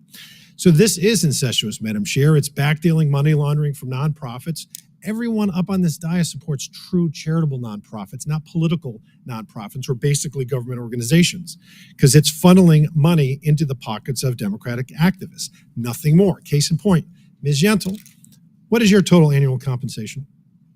I don't see how that's relevant, but if you're interested, it's public information, which is Well- evidence of the accountability and transparency that nonprofits adhere to. Yes, your predecessor made $583,000. I suspect you get something similar. I do not. So you don't. That is you wanna not my share? salary. Okay, but You that can was look- what you your can Google predecessor it. was, It's because as you public said, it's information. publicly traded or publicly Yes. available information. Yes. When you were the president of the, ironically, National Low Income Housing Coalition, what was your annual compensation? That's not quite right, but would you like to? It was would you like me to speak 399,000. To executive salaries It was at three- nonprofits? It was 399,000, was it not? quite, no. It was not. That's what it says. You're under oath. I see that it says that. That was not my salary. Thank you. Okay, so, all right, well, we'll check that out. Please Madam do. Chair, I yield back. I now recognize Mr. Garcia from California. Thank you, Madam Chair. We're obviously here for another hearing, which has literally nothing to do with government efficiency. This committee, of course, has talked about fencing. We've gone after foreign aid, and now we're going after community nonprofits, which actually help and support people. And our committee is doing all of this without ever once getting testimony from Elon Musk, the head of Doge, of which, of course, this committee is now named from, and of course, who's now apparently leaving the White House as well. Now, every Democrat on this subcommittee voted to subpoena Elon Musk. We could come here and testify and be accountable to Congress. But that was blocked by our Republican colleagues, which, of course, in of itself is irresponsible and outrageous. And you would think that Republicans on this committee would want Elon Musk to testify just as much as we do. Now, all our Republican colleagues might also want to ask Elon Musk about this message, which he actually just posted yesterday. Now, I'm going to read this message Elon Musk posted. It says, I'm sorry, but I just can't stand it anymore. This massive, outrageous, pork-filled congressional spending bill is a disgusting abomination. And I'll emphasize, shame on those who voted for it. You know you did wrong. You know it. Now, this was actually just yesterday. He actually posted this, which pretty rough, if you ask me. And on top of that, I would have printed it out, but just 20 minutes ago, he posted another message that says, call your senator, call your congressman. Bankrupting America is not okay. Kill the bill. And of course, we know the only people who voted for this bill are actually House Republicans, including every Republican in this room. All these Republicans here on this committee, they all voted for this bill that now Elon Musk is saying should be killed and is saying is awful. I actually agree with Elon Musk on this. It takes healthcare away from 13 million Americans. It cuts food for veterans and seniors, all to finance, of course, huge tax breaks for the wealthy. Now, it's also interesting because Chairwoman Green, I understand, now regrets voting for this bill, as she mentioned yesterday. Is that correct, Chairwoman Green? Are you yielding me time? No, I'm just asking if I think you say now you regret voting for the bill. Is that correct? The bill actually destroys what you guys voted for the past 4 years. And I'm proud to have voted for that bill to fund border security, actually, to Chairwoman Green, deport all these yesterday, illegals you guys let in the country. Chairwoman. Chairman, yesterday you actually said that you regret actually voting for the bill. You posted after Elon's tweet that you didn't know certain provisions were in it and that you would have voted no if you had known. And so obviously you didn't do a thorough review of the bill. And I'm not surprised, of course, that Republicans in this Congress are now going back and forth on the bill. They voted for the bill, now they want to oppose it. We don't know what to actually believe. And for instance, this is the same thing that's happening with other big programs like Social Security, which we know Elon Musk and Doge have actually talked and attacked constantly over and over again. We know how badly already customer service has been hurt. People are waiting in long lines at Social Security offices, all because of these Doge efforts. Now, again, Chairwoman Green invited to testify today one of our witnesses, and I think it's important to note this. Mr. Turner, you're one of our witnesses today, an expert on economics and a bunch of other things. Not economics. Mr. Turner, you were invited to testify as an expert on government spending. This is your post. Is this correct? Did you post this, sir? Yes, sir. Okay, you called Social Security a Ponzi scheme. 100%. Which we know Elon Musk has also done. I'm glad you admitted it. Social Security is a government-sponsored Ponzi scheme, as you said. Now, What about the second part, though, sir? I should be able to keep Sure, 100% of my you can read the whole thing. money It's right and up not here. watch government Thank waste you, it, sir. giving This is my $9 time, billion, sir. Thank you, sir. My giving time. $9 billion Sir, to reclaiming climate my groups. time, Madam Chairwoman. Thank you, sir. A Ponzi scheme, and so I think it's interesting, of course, as one of our Republican witnesses, is calling Social Security a Ponzi scheme, and that's a person that we should be taking advice from here today. Without Social Security, 22 million people would be pushed into poverty. That includes over 16 million seniors and nearly 1 million children. And in fact, Elon Musk has also said and agreed with you, sir, that this is a Ponzi scheme. I think it's ironic that you are one of our witnesses talking about efficiency when you want to attack the single best program that we have to support people, not just out of poverty, but across this country to uplift them to ensure they can afford a decent life. We on this committee need to work every single day, not just to protect Social Security, but to hold Republicans accountable for attacking Medicare, Medicaid, for attacking Social Security and the programs that we all depend on. With that, I yield back. Thank you. The gentleman yields. I now recognize Mr. Timmons from South Carolina. Thank you, Madam Chair. It's hard to remember why we're here, given all the conversations we're having, but we're here because we have $37 trillion in debt and we run a $1.8 trillion annual deficit. And we're here to seek out waste, fraud, and abuse, deliver on government efficiency, and try to right the fiscal ship of this country so we can have a country for another generation or two. So we're doing great work. We had a hearing a couple weeks ago with NPR and PBS, and we made clear to the American people that those two entities were not deserving of taxpayer dollars because they were not doing their job. They were wildly biased. They were wildly biased, and because of that, they do not deserve taxpayer funds. So we're going to vote next week to stop giving them money, and we're going along the same lines with this hearing because the EPA handed out $27 billion in the last year of the Biden administration, and it was done really because they thought they were going to lose the election and they wanted to get out as quickly as possible. Biden appointees in the EPA specifically said that the people that were getting the money weren't deserving of that money, and there were a lot of concerns there. Obviously, we have this conversation about one of the most egregious, which is power forward communities. We keep talking about it. And Madam Chair, I'd like to enter their 990 in for the record. Without objection, so ordered. So this is from 2023. This is a less than a year old entity. And as we've talked again and again, they had $100 in their account. And then the EPA, under the Greenhouse Gas Reduction Fund, gave them $2 billion. Well, the funny thing is they didn't give it all to them. They wanted to get it all, but the EPA said no. And so now we're in this lawsuit where Citibank has the vast majority of it, and we're going to get it back. And that's why we're here. We're going to pass legislation. This is the hearing to show why this is ridiculous. This is, I would just say, waste. Maybe you would call it fraud. I don't know. It's definitely an abuse. So this money is coming back. And this is the hearing to then warrant the rescission. And we're going to have a vote in a couple of weeks. And that's what we're doing. And that's why we're here, because we cannot spend money on ridiculous policies. Mr. Turner, do you agree with me? Are we moving in the right direction here? Yes, and it's critical that we move in this direction. Thank you, sir. And this is just for the EPA. We haven't even gotten into the border security nonsense. I mean, the invasion that was funded by taxpayer dollars over the last 4 years. The Biden administration intentionally and systematically incentivized people to come into this country without knowing any idea who they were. Well, and the best part is they're making Americans get these ridiculous vaccines, which we're going to talk about in a couple of weeks. But they don't have any tests for whether the 20 million people they brought in this country are vaccinated. The irony is just incredible. So back to the issue at hand. Power forward communities should not have $2 billion. Mr. Walter, do you agree that it is an egregious waste of taxpayer dollars to give $2 billion to a bunch of former Obama and Biden high-level employees?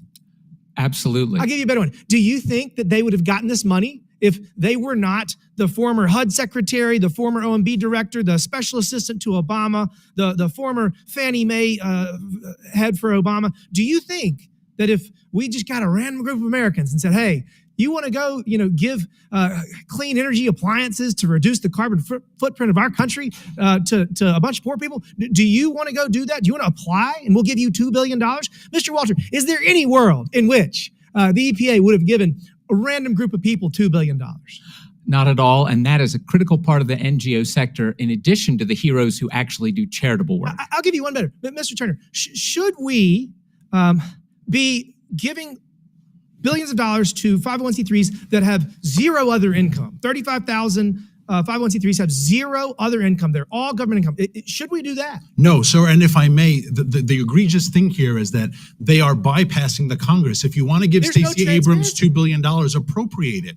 But they are using this process to bypass Congress because no one would put their name on a bill to give Stacey Abrams $2 billion. More, and I'm in with this. Dozens of 501c3s, tax-exempt organizations that we feel are pursuing some benevolent and a goal to improve the lives of Americans. Dozens of these 501c3s, their CEOs make more than $10 million a year in salary. We got to change this. I'd put that in the waste, the fraud, and the abuse category, and we need to pass a law to make that better. Thank you, Madam Chair. I yield back. Thank you.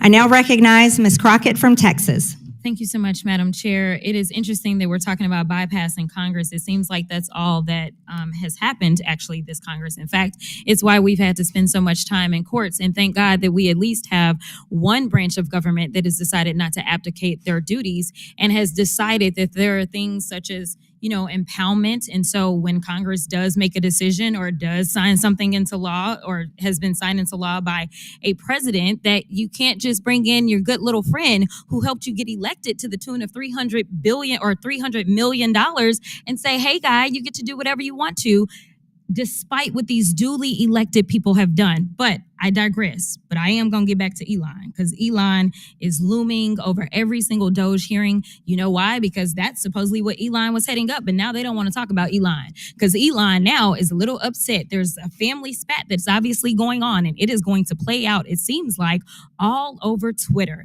But nevertheless, let's talk about some of the things that we should be talking about. And you know what? Every time I come in here, I really do wonder, what is the point? Like, why are we here? Because it doesn't seem like we're doing efficiency, right? Like, have we seen Elon? No. Have we seen anybody that works for Doge? No. But we're in the Doge subcommittee and we're talking to everybody but the Doge people. So to hear the comments about Stacey Abrams, it really got me going. And a lot of times when we come into this hearing room, it's all about politics. And it made me think that there was an issue most likely with Stacey, because someone actually brought up the fact that Stacey has run for governor a couple of times. And it seems like there's a gubernatorial race that's coming up in Georgia and nobody knows whether or not Stacey is going to run. So why not muddy the water if we can to hopefully keep a strong Black woman down? But again, I digress. So let's talk about the things that we could be talking about while we sit here in the Doge Committee. It seems like we could be talking about, things like efficiency or oversight. When announcing this hearing, the chairwoman stated the Doge subcommittee would, quote, continue bringing long overdue transparency and accountability to those who abuse tax dollars. But so far this Congress, Republicans have focused their oversight responsibilities on things like defunding Big Bird, as well as attacking, of course, trans kids, because they're really the big threat that we have. We could be talking about how the Trump administration is ignoring these court orders, supporting American citizens, or targeting members of Congress for prosecution, or how Trump signed an order deregulating the cryptocurrency industry just as his family launched a digital currency. We could be having a hearing on how Trump fired members of the National Labor Relations Board for bringing a suit against Elon Musk, or how the Trump administration dismantled the Office of the Federal Contract Compliance while the office was investigating Tesla for alleged racial harassment, or how Trump dropped lawsuits against numerous large companies after they donated to his inaugural fund. We could have a hearing on whether Trump violated the emoluments clause when he not only, it seemed like he asked for a $400 million jet from a foreign government. Trump has put a for sale sign on the lawn of the White House and has allowed wealthy donors to dictate how the government operates. That's what we should be having a hearing about, but nope. They're here attacking nonprofits that deliver food to seniors and disabled folk, provide childcare and elder care for working families, job training for teens, and shelter for the unhoused. The Republicans and their witnesses have accused nonprofits of being, quote, radical and, quote, addicted to government money. And listen, I try to find agreement where I can. So I am going to say that I absolutely do agree with that statement to a certain extent, because there is a nonprofit by the name of the Heritage Foundation. And last time I checked, the Heritage Foundation, they are the authors of Project 2025. And we are living through the hell of Project 2025 right now. And something tells me that that's a bit of a partisan partisan thing because they said it was the conservative playbook. So as far as I'm concerned, I don't know why we would ever look at the Heritage Foundation and think that it's anything but radical and, quote, addicted to government money potentially. So Ms. Yentel, before I do that, I'm going to come to you because I want to make sure that I get these things on record. I have a unanimous consent, Madam Chair. It says Donald Trump allegedly asked aides whether Elon Musk's Doge promises were all bull, and then you know what the rest of it is. Unanimous consent? Without objection. Thank you so much. I have another one from CBS News. Despite Trump's promised cuts, U.S. spent more than $200 billion more in the first 100 days than last year. If some reason we focused on some efficiency, we may have more money to work towards this deficit that some of my colleagues say that they're concerned about. And I guess, Ms. Yentel, I'm gonna run out of time, because if we were gonna focus on this deficit, then maybe you wouldn't have your own friends coming out and talking about how we're gonna have to lift the debt ceiling $5 trillion, because how else can we pay for the billionaires to keep more money in their pockets? Thank you, and I will yield. The gentlelady yields, and for the record, the Heritage Foundation receives no federal funding. I now recognize Mr. Burchett from Tennessee. Thank you, Chair Lady. I think the irony of all ironies here is that our friends across the aisle keep bringing up Elon Musk and what a great person he is. And I guess about a week ago, they were out to kill him. So this is backwards day as always. Mr. Krikorian, Alexandria Mayorkas served as the United States border czar for 4 years. What did he do before his appointment? He's an attorney, and he was on the board of, among other things, HIAS, which is the Hebrew Immigrant Aid Society, which is one of the nonprofit groups that resettles refugees and was also involved in this movement of illegal immigrants up through Latin America. Okay. You think it's a good thing that Mayorkas served at an NGO whose goal it was mass migrant resettlement in the U.S.? Well, I disagree with the goal, obviously, but no, I think it was a problem because there's a kind of, conflict of interest there. I mean, he was essentially implementing in government policy and having these nonprofit groups like HIAS, but many others, sort of as proxies to promote the policies that the administration was trying to implement. Well, in 2021 alone, this organization received over $40.9 million in grants from the Department of Health and Human Services, State and Homeland Security. Don't you think that is a direct conflict of interest?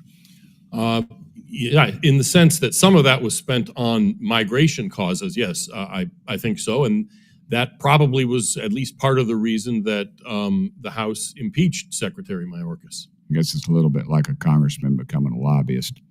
Kind of, I guess. Nothing personal against anybody here. That's all right. Well, none of us better be lobbyists or we need to go to jail. At what point do you believe humanitarian aid and assistance becomes material support for illegal activity? I'm not sure I'd be able to draw kind of a specific line and say, here's where it is. But at this scale, there's simply no way that these organizations did not see themselves as part of a network to subvert U.S. immigration law. You know, the occasional provision of, water to somebody who's in real distress is one thing. Setting up a network, essentially a kind of aid station network, a pipeline from South America to the border, is not something that it's not comparable in any way. It's not just different in scale, it's different in kind. Yeah. Myself and the chair lady, she is my co-sponsor on a bill to literally defund the Taliban. As it turns out, we're sending them close to $40 million a week. I have a State Department document that was a classified document. It's become unclassified. We have given them close to $5 billion with a B. Although that's not big numbers here, I can assure you in East Tennessee, that's a whole heck of a lot of money. Would you have any idea any of y'all have any idea how many NGOs that we believe could be working out of Afghanistan right now? You may have a shot in the dark. No, I have no idea, I'm afraid. Sorry. Would you believe close to 1,000? 1,000. Yes. And yet Congress in its infinite wisdom has taken and we're working on 2 years now to get this bill out and get it to the Senate and get them to pass it. To me, it is criminal. It is criminal what these organizations are doing. $40 million a week to the Taliban. They throw gay folks off of buildings. They rape women and children. Then they stone the women after somehow it's their fault. I mean, these are godless creatures, and we are funding them with our tax dollars. And Americans, I believe, are getting rich off of it. I believe that some of the money is flowing back here through some of these NGOs. And I would sure like to see that paper trail solidified in my mind so I could point to it. And if it's a member of Congress, again, they need to be let out of here in handcuffs. I want to thank, do any of you like to comment on any of that? I would like to say, sir, that nonprofit organizations, if they are working in Afghanistan, it's to meet the tremendous humanitarian needs that I can exist. assure you that, ma'am. Yeah, And I think conflating nonprofits with the Taliban is deeply dangerous. well, and they reckless. actually, ma'am, they actually take a cut off of everything that goes through there, just like the mob would. There's 3 major banks, and they get their money off. It's been documented by government officials. And I've run out of time. Chair Lady, I yield nothing back to you. Thank you, Mr. Burchett. Honored to be a co-sponsor of your Defund the Taliban bill. I now recognize Mr. Moskowitz from Florida for 5 minutes. Thank you, Madam Chairwoman, for allowing me to wave on to today's committee under the rules of the Oversight Committee. I appreciate it, as I tried to wave on to a previous meeting and was barred. So I do appreciate you allowing me to attend today. I was the first Democrat member to join the Doge caucus in Congress. Took a lot of crap for it, by the way. And I did it for the right reason, because I thought government can get smaller, government can save money, and government can be more efficient. That polls in the 80s. Most Americans know that. And I thought we were really interested in the E part of Doge, efficiency. Okay? But ask yourself, what have we made more efficient in the 6 months that Doge has been around? Yeah, there are things we have found that shouldn't exist. But name a department, name a system, name a service that this committee or the caucus or Elon has made more efficient. They said they were going to find $1 trillion. They fell 85% short. Look, government is inefficient. But the Doge caucus and process was like, hold my beer. Let me show you what inefficiency really looks like. Okay, the Doge caucus hasn't met in months. It had 2 meetings. Congress wasn't involved at all in the process in the executive branch. Elon's gone, the effort's dead, buried, rigor mortis is setting in. I feel sorry, ill talking of the dead. I shouldn't do that. But I mean, seriously, the Newark airport, that is the key example for the American people. You want to talk about how did we make government more efficient? We didn't. We made government the Newark airport. And by the way, now that the national divorce is happening with Elon Musk, and I'm a child of divorce, okay?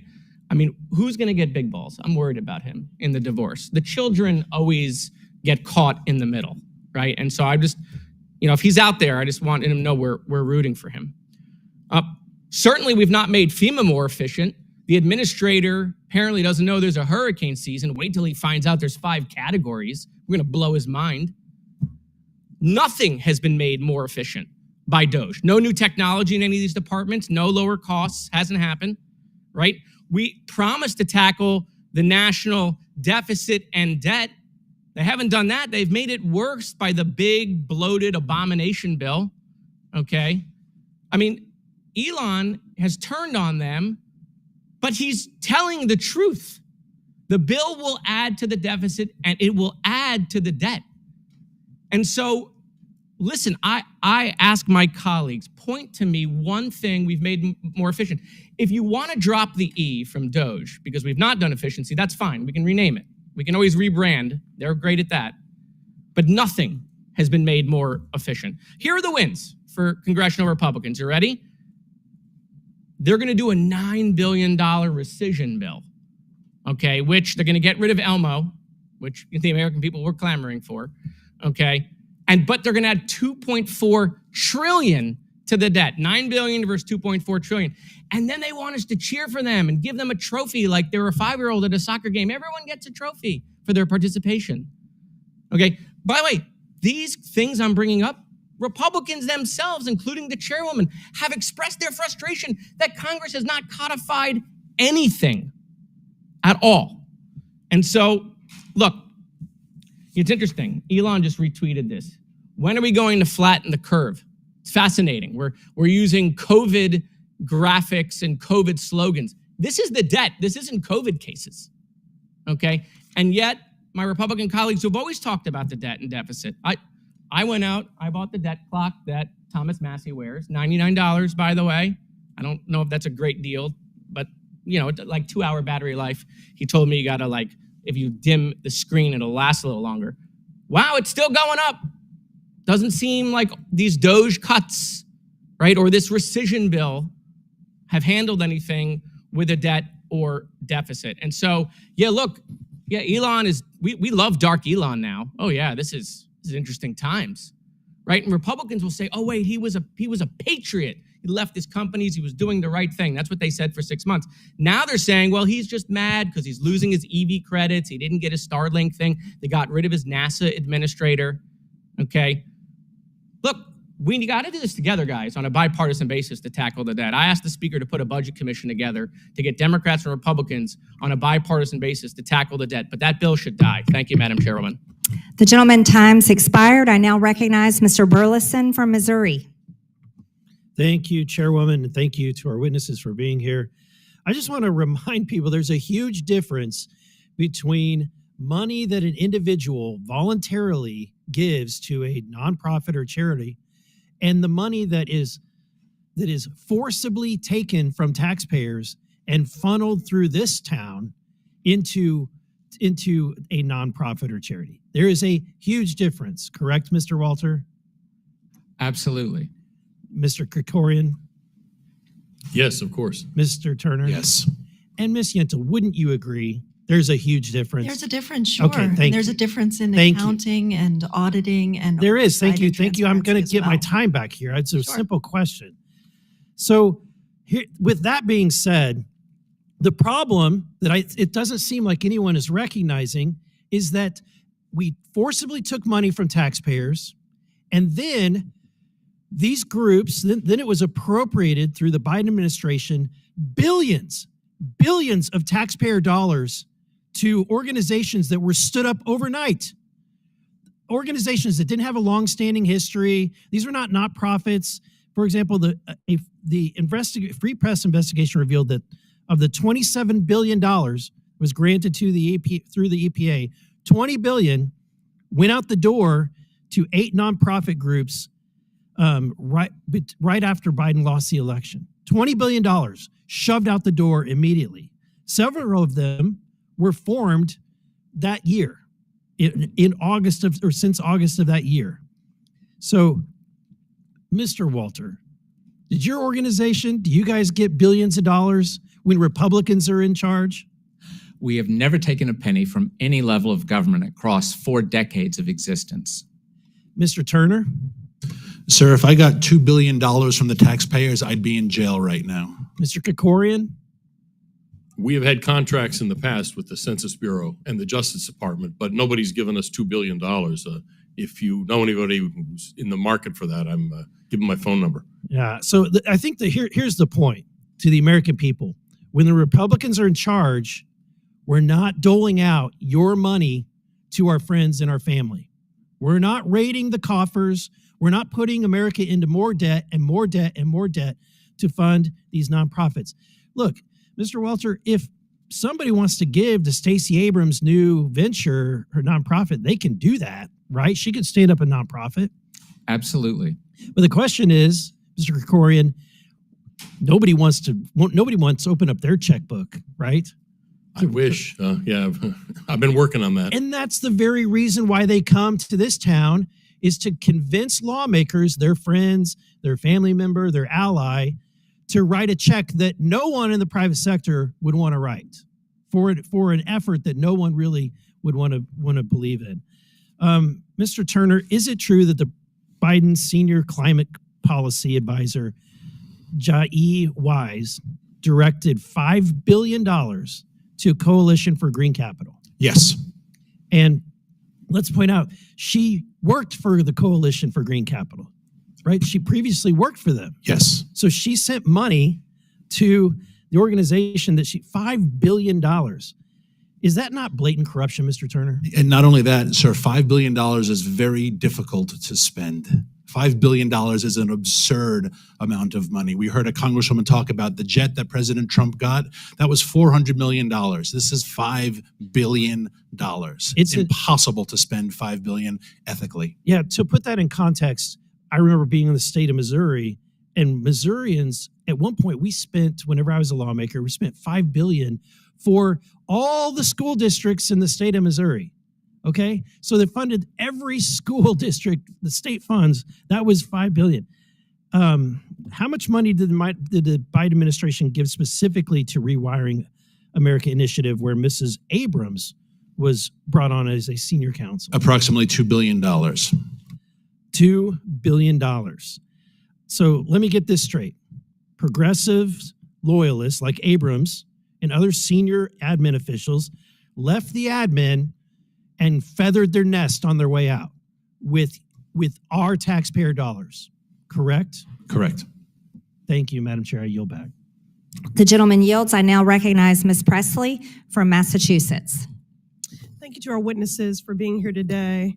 What we are witnessing from occupant Trump, his administration, and Republicans writ large is not governance. It is a targeted, dangerous assault on the independence of our nonprofit organizations. We've seen these attacks take many forms, perhaps most visibly in my own district, the Massachusetts 7th, as the administration continues its unlawful campaign against Harvard University. Trump has threatened to revoke Harvard's tax-exempt status, freeze billions in federal funding for scientific research to save lives, might I add, and publicly vilify students and faculty, all part and parcel of his attacks on education.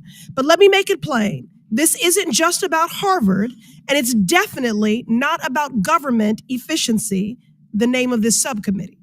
This is about Trump and Republicans punishing people who disagree with them. It is about attacking nonprofits of all sizes that serve the vulnerable and marginalized and stand in the gap for our communities. It's about trying to intimidate every charity and nonprofit in this country and spark a fear that if you speak up, if you do something the Republicans don't like, you could be next. A hospital that provides abortion care, a local food pantry that feeds immigrants, or an advocacy group that fights for civil rights. Donald Trump is weaponizing our tax laws to attack nonprofits at the same time he is pushing for tax cuts for Elon Musk and billionaires. Ms. Yentel, can the president or executive branch legally revoke a nonprofit's tax-exempt status simply because it disagrees with that organization's lawful speech or mission? They can't. The statute is very clear that that is illegal. Thank you. Republicans think the answer is yes, but that would mean every nonprofit in America is just one tweet away from being targeted by the federal government. I'm proud that in the Massachusetts 7th, community-based organizations are speaking up and fighting back against Republican attacks, and I know they are doing it at risk of serious threat. Ms. Yentel, can you make plain what are the consequences to charities and nonprofits losing tax-exempt status? Well, tax-exempt status is given to nonprofit organizations that do essential work to meet needs in their local communities in exchange for significant transparency and accountability. And if nonprofit organizations lose their tax-exempt status, it could create significant challenges for them to be able to do their work related to how and where they get their funding, and it could cause them to have to shut down their work altogether. Their work, which is to the betterment of us all, which is to the collective, our shared needs. Constituents. Yes. Very good. Let's put this in perspective. Trump is firing government workers that administer programs like Head Start and Social Security, while also attacking nonprofits that provide resources and supports to vulnerable populations. Trump and his Republican cult do not care about helping people who are struggling. Instead, they want to make them suffer more. Now, before I yield back, Let me ask the Republican witnesses if you all think Trump is right for revoking tax-exempt status for nonprofits for their political views. Raise your hand then if you think the Heritage Foundation, who wrote Project 2025, should also lose their tax-exempt status. Show of hands by the logic that's I'm not being aware applied. of any nonprofit that's had its status revoked. Again, the question that I'm posing is, would you please raise your hand if you think the Heritage Foundation, who wrote Project 2025, should also lose their tax-exempt status? Show of hands. It's a perfectly reasonable speech by a nonprofit. So none of you. The shame and the sham of it all. Before I yield back, Ms. Yentel, I know that you have been harangued intensely throughout today's proceedings. Is there anything that you would like to set the record straight on or respond to in my remaining time? Thank you, Congresswoman. I would like to use the remaining time to remind us all and every member of this committee of the vital, essential work that nonprofit organizations do in each of your communities for your constituents and the work that we do to support them in that work. Nonprofit organizations are local, they are transparent and accountable, they are nonpartisan by law and in practice, and they do essential work to meet the needs of all of your communities and all Americans. Thank you. Thank you. I yield back. The gentlelady yields. I now recognize Mr. Gill from Texas. Thank you, Madam Chair, for holding this hearing. I'd like to begin with Ms. Yentel. You've written a lot about anti-racism and white fragility and things like that. Do you believe that President Trump is a racist? I don't believe that's relevant to this hearing. Do you believe that he is?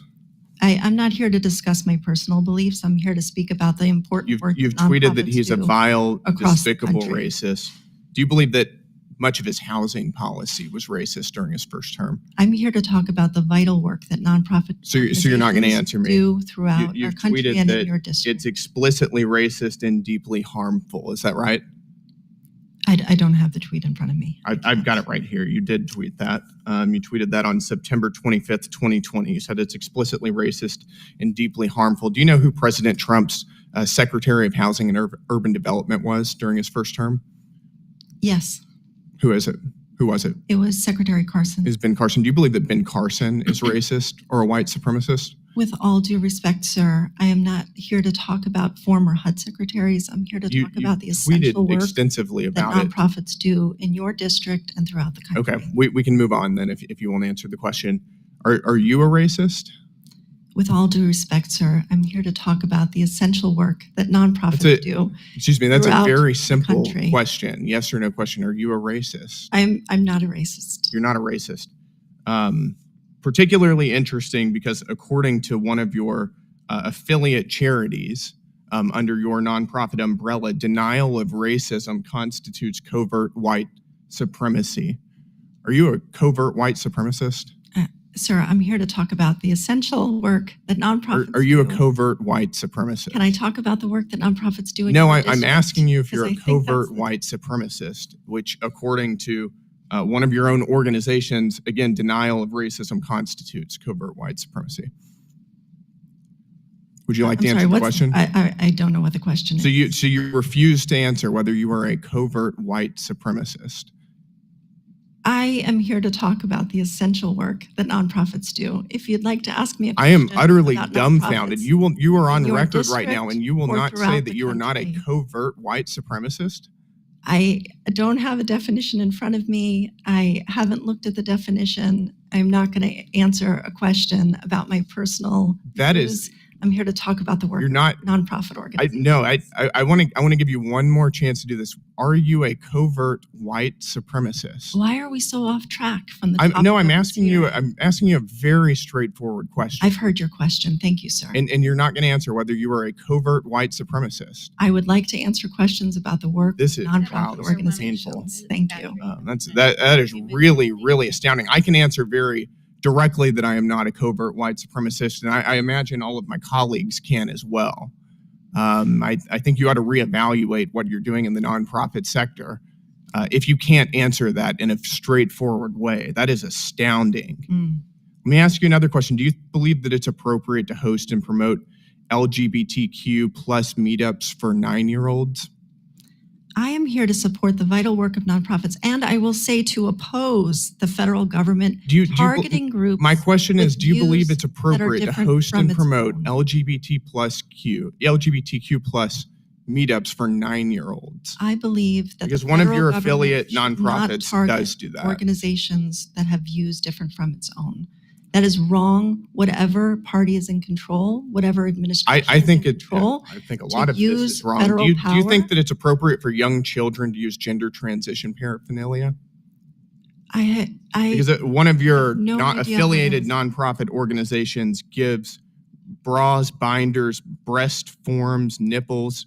I'm not even going to repeat this because it's so Point of order, disgusting Madam for Chair. The children of all gentleman is ages. breaching decorum and attacking the witness. Can we please I'm move on not with something attacking the witness. relevant I'm to simply the asking a actual straightforward issue at question. hand, sir?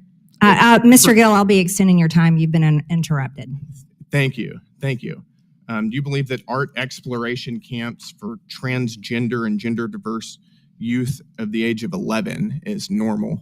we support the vital work of nonprofit organizations and oppose the federal government opposing So you and refuse to targeting answer any of organizations these questions. views You different refuse to than their even own. answer the question of whether you are a covert white supremacist. I'm not here to answer questions about my personal views or my personal Is that because you stance. don't want to disclose whether you're a covert white supremacist? I'm here to talk about the essential I'm work giving that you a chance nonprofits to do. tell the world that you are not a covert white supremacist. Thank Will you you for the do that? chance. I'll pass on your chance. You'll pass on Thank that. you, sir.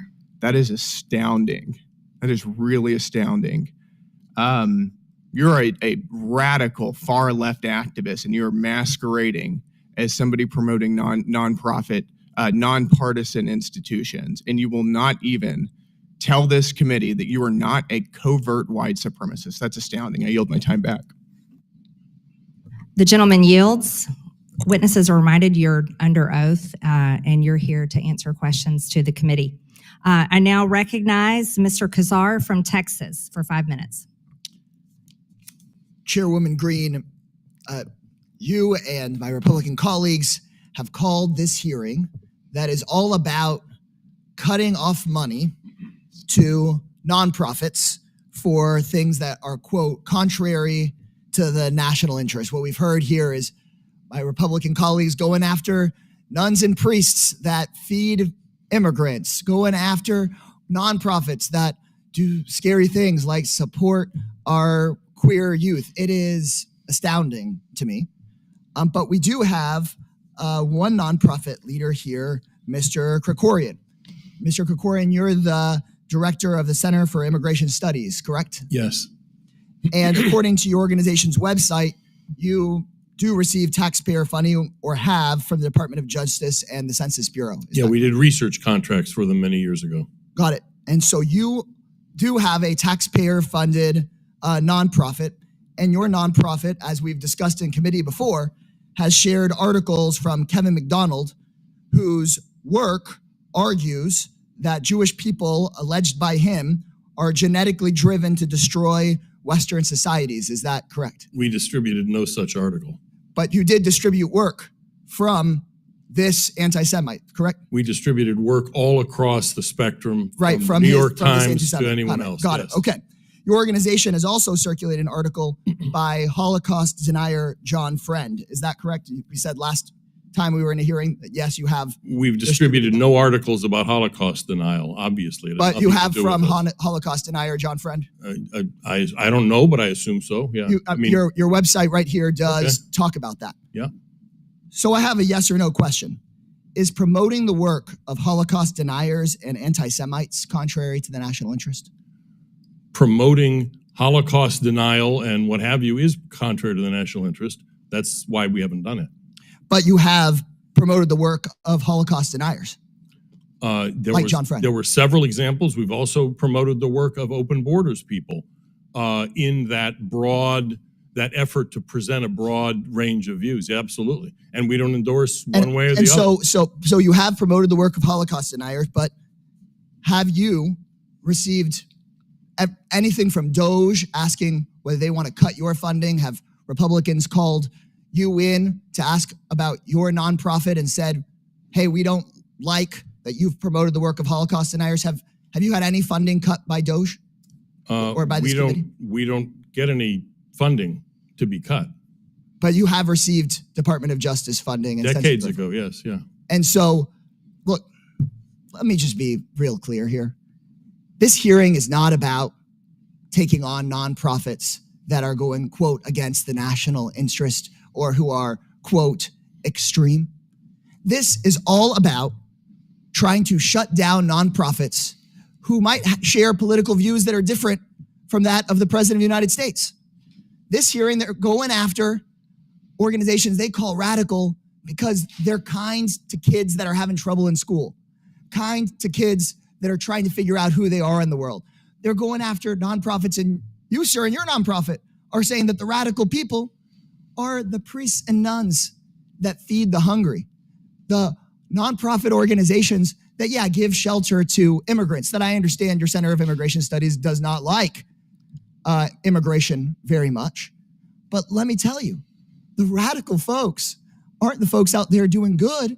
The radical folks that you might disagree with, their version of the good, but the radical folks are the people that in your face come to this committee hearing and are sharing through their websites, through their listservs, articles by Holocaust deniers. And you're saying, yeah, we didn't share the Holocaust denying articles, but we shared some of his other stuff. I'll make my last point here clear. I represent Texas.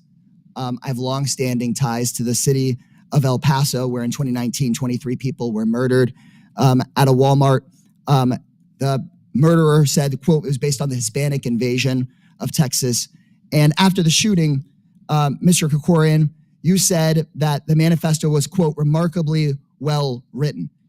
Can you tell us which part of his manifesto was remarkably well written? What I meant by that was that it seemed improbable for a nutcase like that to have written something that was relatively, at least grammatically correct. That was my point.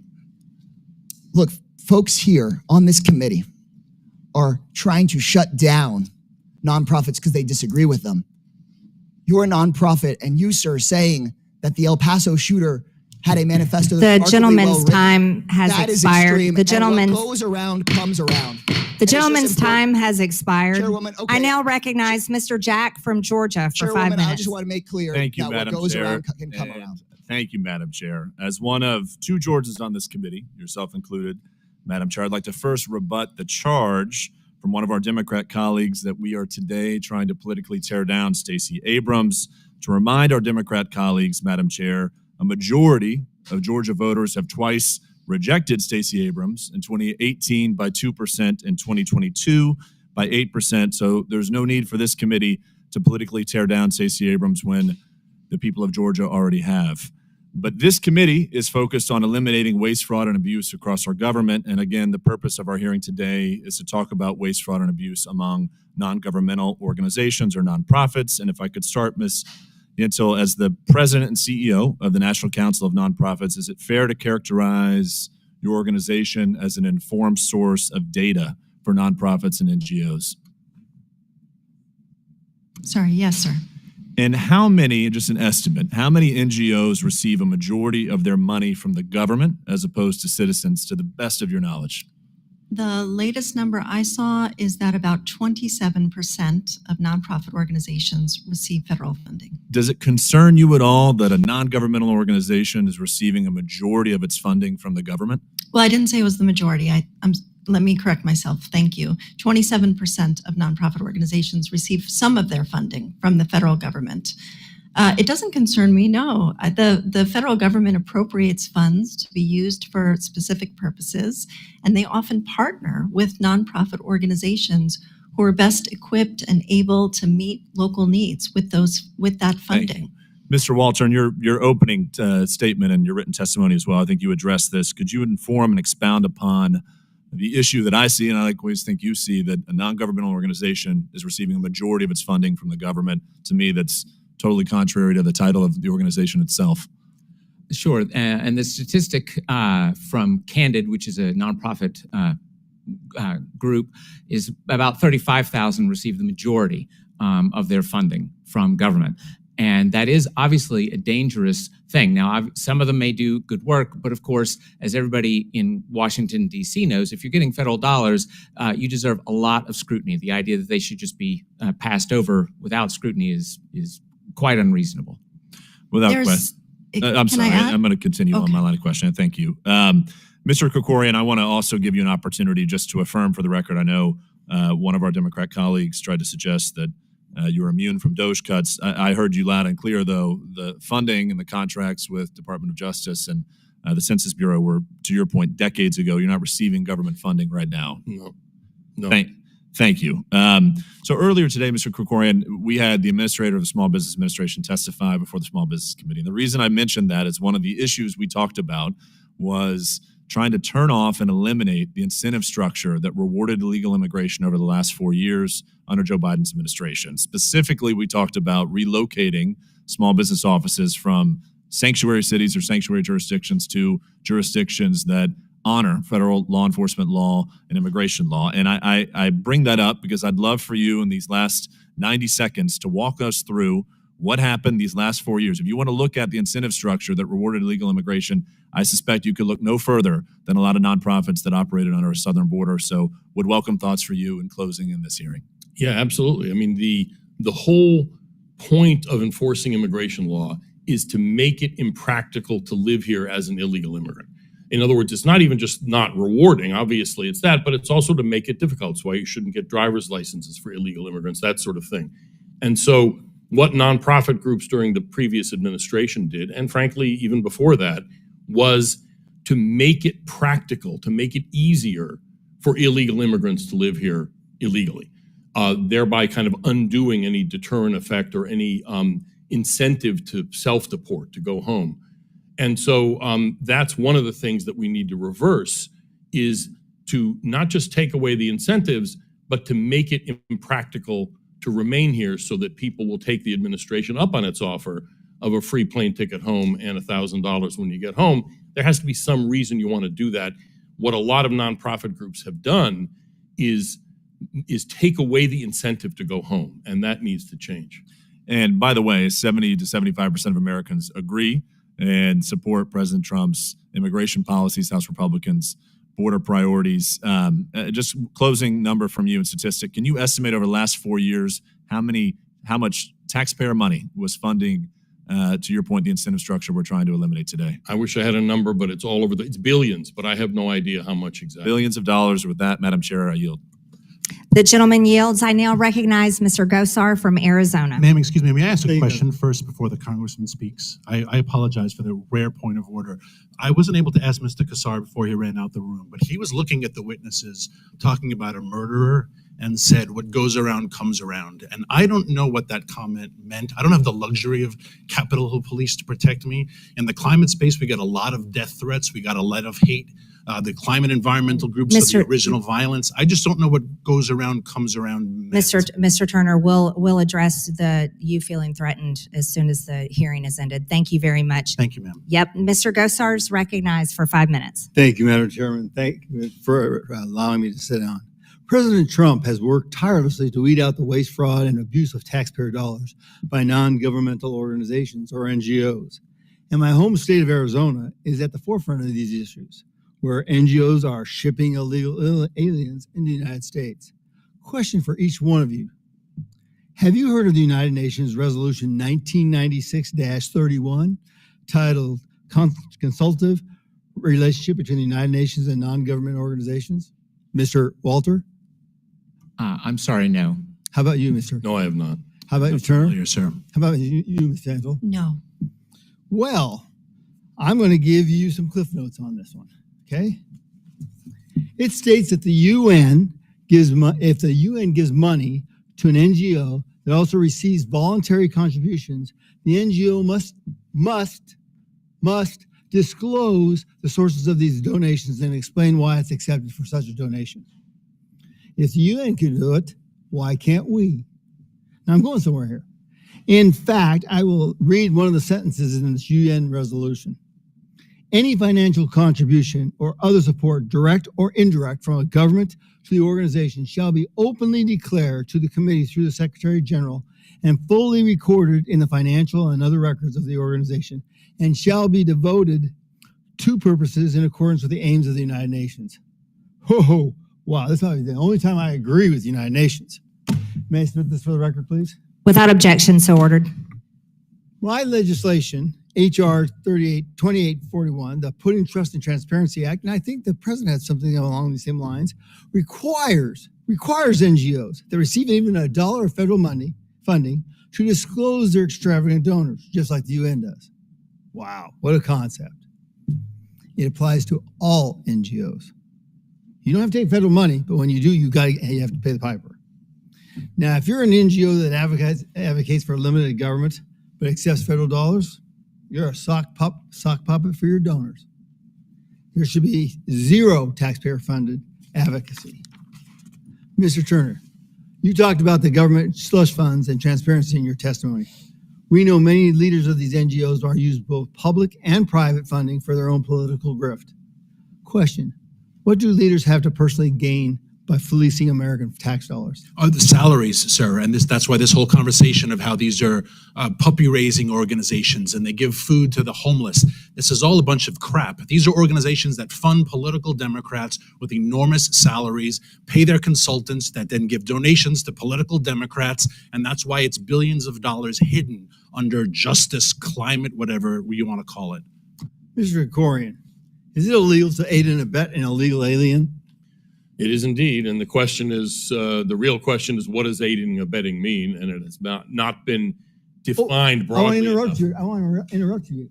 Aiding and abetting I guess could be defined that, but when you're going into other countries and showing people the way here, and then finding out that you can give them the luxury of things off of American persons, that would be aiding and abetting, wouldn't you say? It sure seems to me, yes, it does. Well, there's a reason why I want this, because if you thought the USAID was riddled with fraud, wait till you see these NGOs.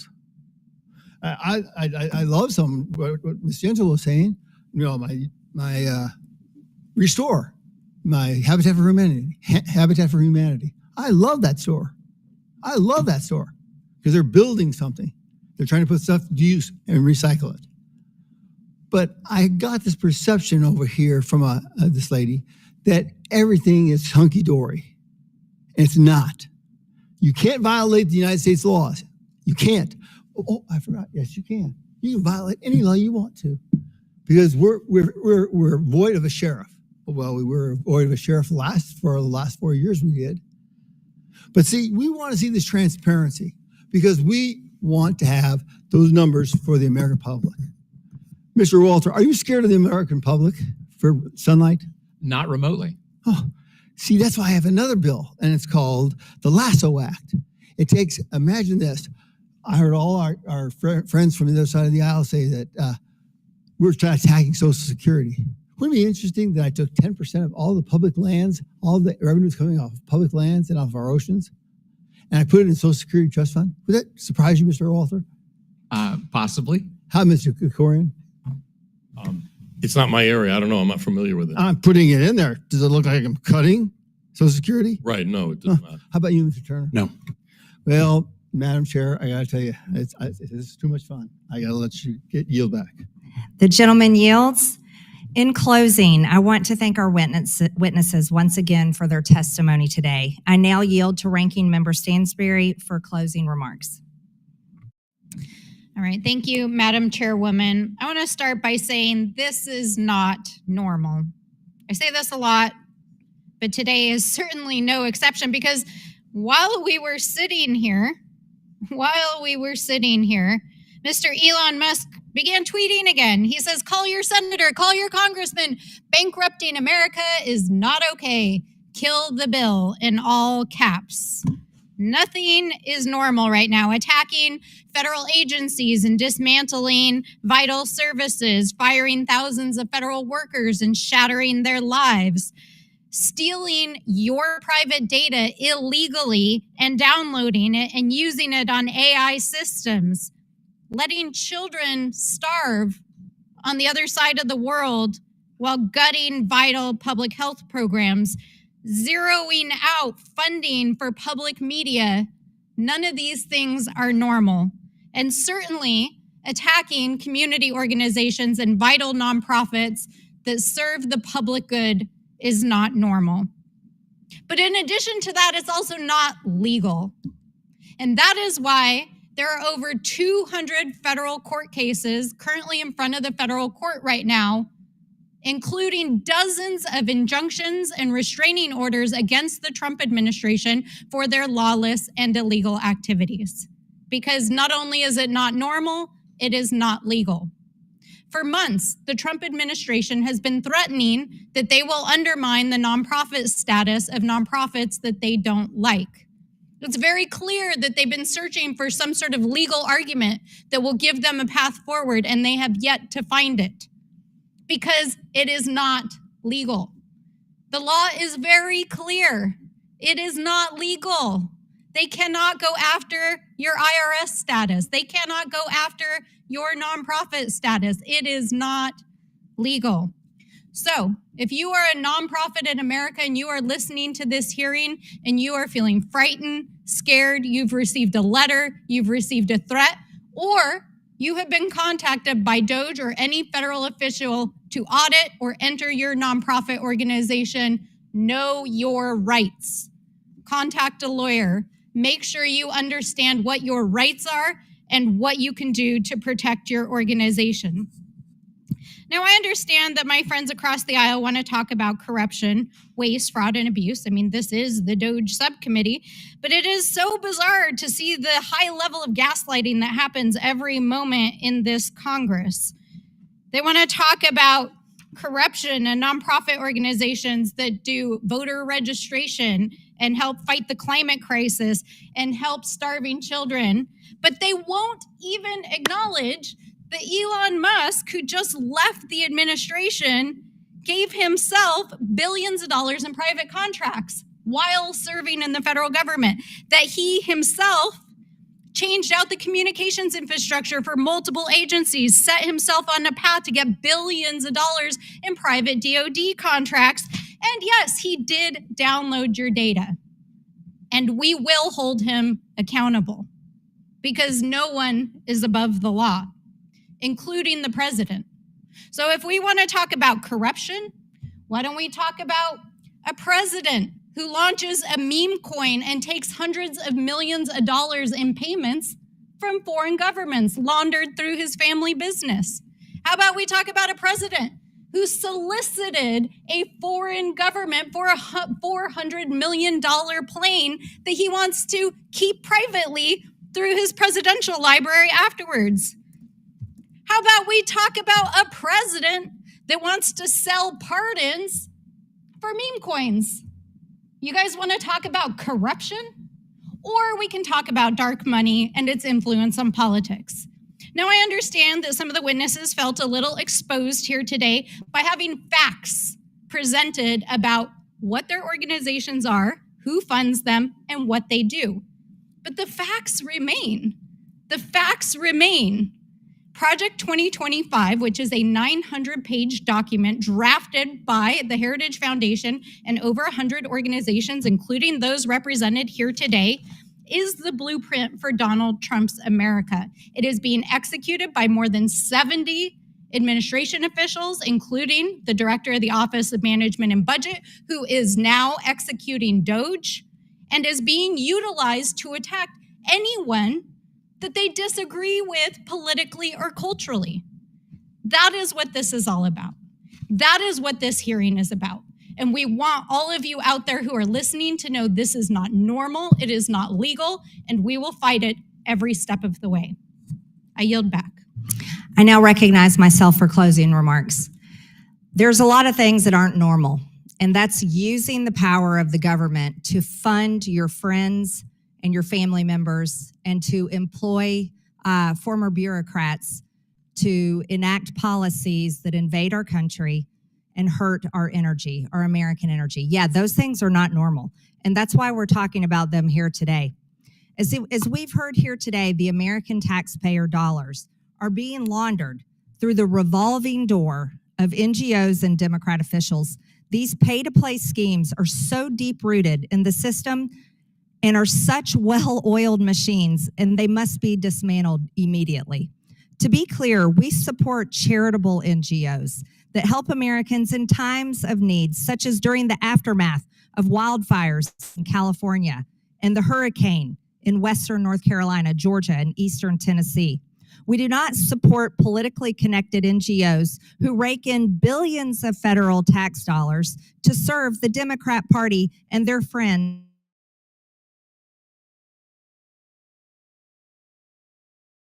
and contracts and deciding who those funds go to, and then going to work at the same NGO that it just awarded those funds to. Yeah, that's not normal. That is the reality of what we are facing and what we faced for the past 4 years. As our witnesses stated, these corrupt NGOs do not serve the American people. They serve big government and the Democrat Party. If the American people support their climate and other woke causes, they can choose to personally donate to these entities. They can pay for it themselves. The American people are the most generous people in the entire world. In 2023 alone, Americans privately donated over $557 billion of their own money. They should be the ones who decide where their money goes. They can choose if they want to donate to a nonprofit and which nonprofit. The American people are not just generous with their money, but they're generous with their time as well. In 2023, nearly 76 million Americans, almost 30% of Americans, formally volunteered through an organization. The government didn't make them do this. They did it on their own. The government didn't hold a gun to their head and make them volunteer. The government did not hold a gun to their head and make them donate their own money. They did it on their own. However, the government is forcing them to pay for things that they don't support and they don't want happening. The United States is $36 trillion in debt. In 2024, the government spent over $1.8 trillion more than it took it in. And in 2025, the interest on our debt is expected to exceed $1 trillion. Our government is broke. Our government is going bankrupt. Our government is not a charity for the left to use to launder money through to their friends and to former government employees. Notice this. This is extremely important. There's a difference of what you heard on this committee today. Our Democrat colleagues believe taking money from the American people and forcing them to support the causes that they support is the right thing to do. They don't believe in the mission of this subcommittee, which is DOGE, which is delivering on government efficiency. And that is a mission that has been created in this administration, thankfully to President Trump. And it is a mission that we are continuing here on this subcommittee on oversight, and we're proud of it. As a matter of fact, we are delivering government efficiency, and we are proud to let everyone know that we will be voting next week for actual DOGE rescission cuts that this committee held hearings on. And that is producing results for the American people, because most of the time in Congress, all Congress does is to create more laws, create more regulations, and spend more of the American people's dollars. But right here on the DOGE subcommittee, thankfully to the hard work of its members and staff, we are actually making a difference, and we're going to be cutting government funding, government spending, government waste, fraud, and abuse. In closing, we are incredibly grateful to the Trump administration for directing all federal agencies to review all agency funding to NGOs. These actions taken by the Trump administration will finally provide long overdue oversight over the revolving door of NGO corruption. And we will continue our work here on the DOGE subcommittee, no matter how much pitching of tantrums that we hear from our Democrat colleagues. We're proud of what we're doing, and we know the American people support it. Thank you.